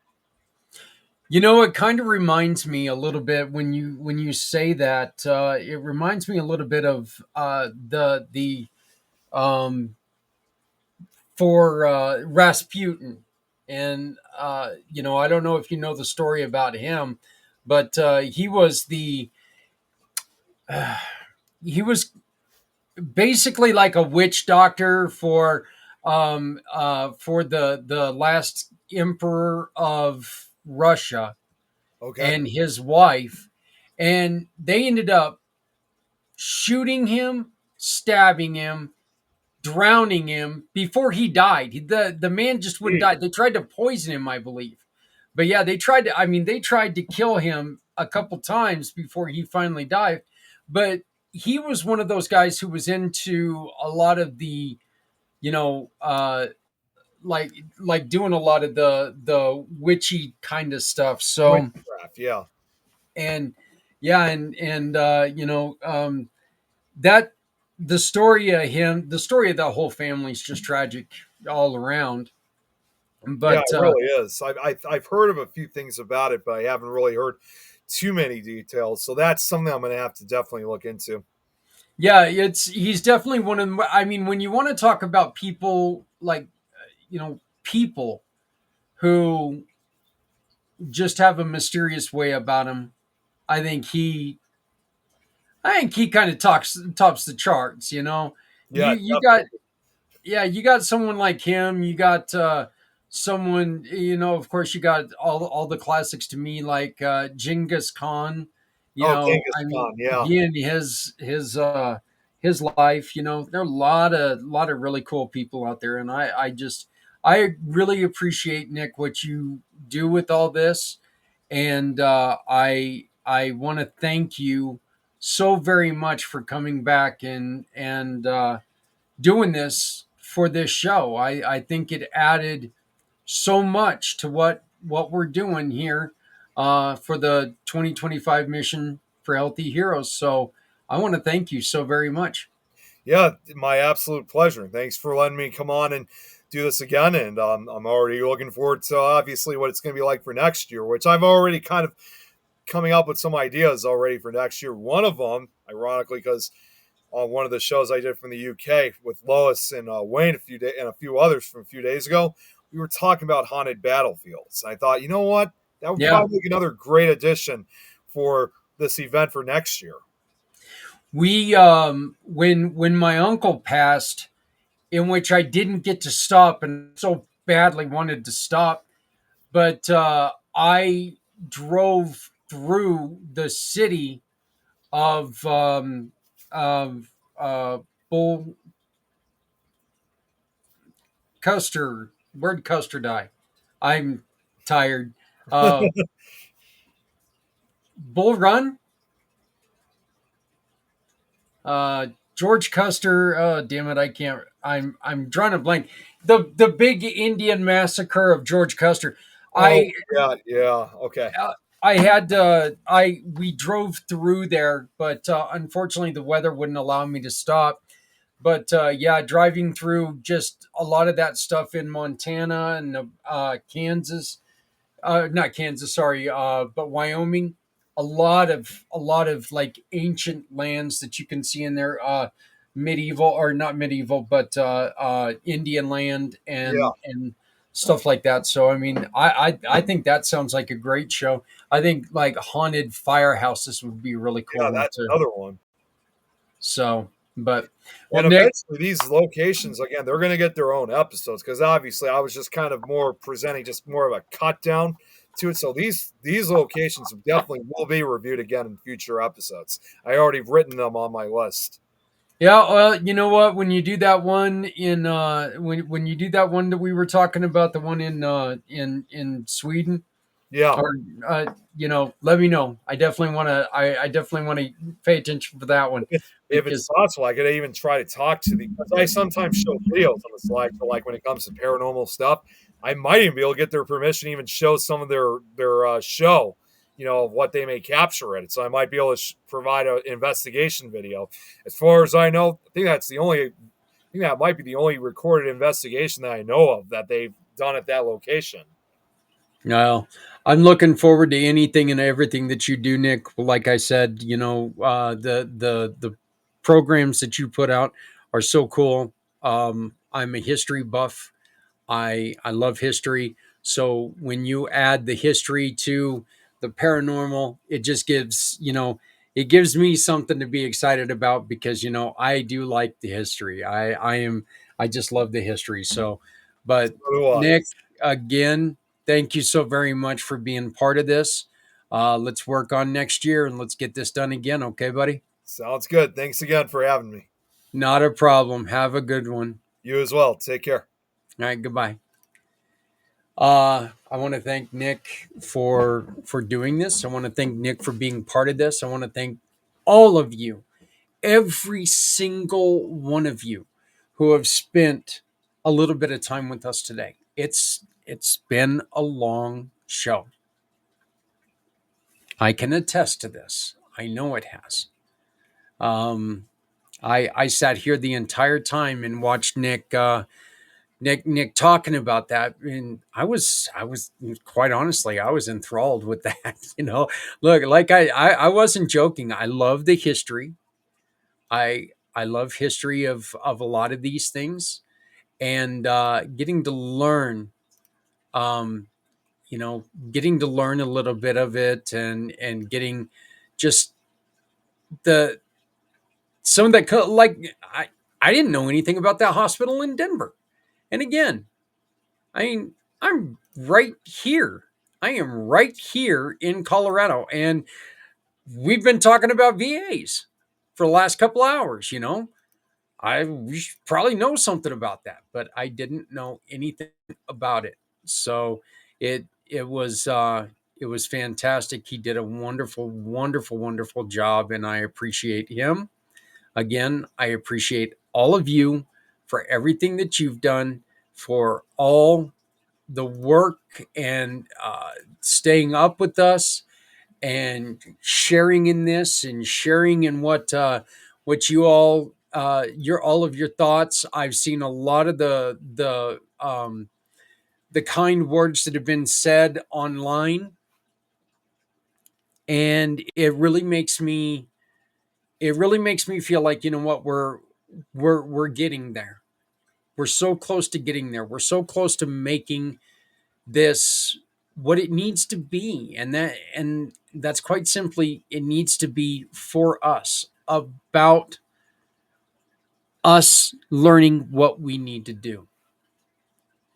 Look, I got to throw these up, okay? I got to throw them up right now, because this QR code that you're seeing in the corner right now, we have a $1,200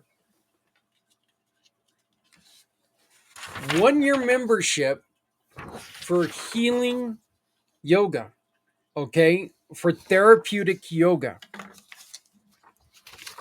It says right on here, this is perfect for somebody, for a lady who's got a stressful job.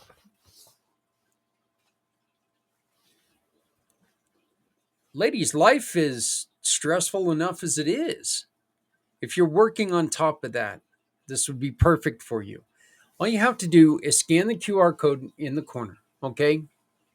You scan that code, you go on there, make a comment about what you've seen, what's going on. Donate if you can. Scan but just scan it, go on there, leave a message for our heroes in support, leave a message about the show. Somebody who leaves a message from now until 1 hour and 55 minutes from now, somebody is walking away with a $1,200 therapeutic yoga 1-year membership. We've still got 4 My Cards. We've still got other things that we haven't even talked about. If there's one thing I wish we could have done, I wish we could have lit this QR code up a little bit more. There's so much that we can do, and we need you to participate. And all you got to do is scan that code, simply type in your name, and tell us what is important to you when it comes to our heroes. Support our heroes. Look, we've stood by long enough and not done anything. It's time to act. Let's act. Get involved. I'll read your message, and one of you is going home with this from Phoenix Women, Anissa Hudak. We're close. We're close. You're almost done with me. Almost. Not quite. Almost. So we're going to take and we're going to switch. We got to switch one last time. So do me a favor, get up, let the dog out real quick, come back, and then we're going to get started right away. We're going to knock out these last 2 hours, and we're going to finish with our 22-hour commitment to our heroes right here tonight on the mission for healthy heroes. Come right back, though, please. We need your support. They need your support.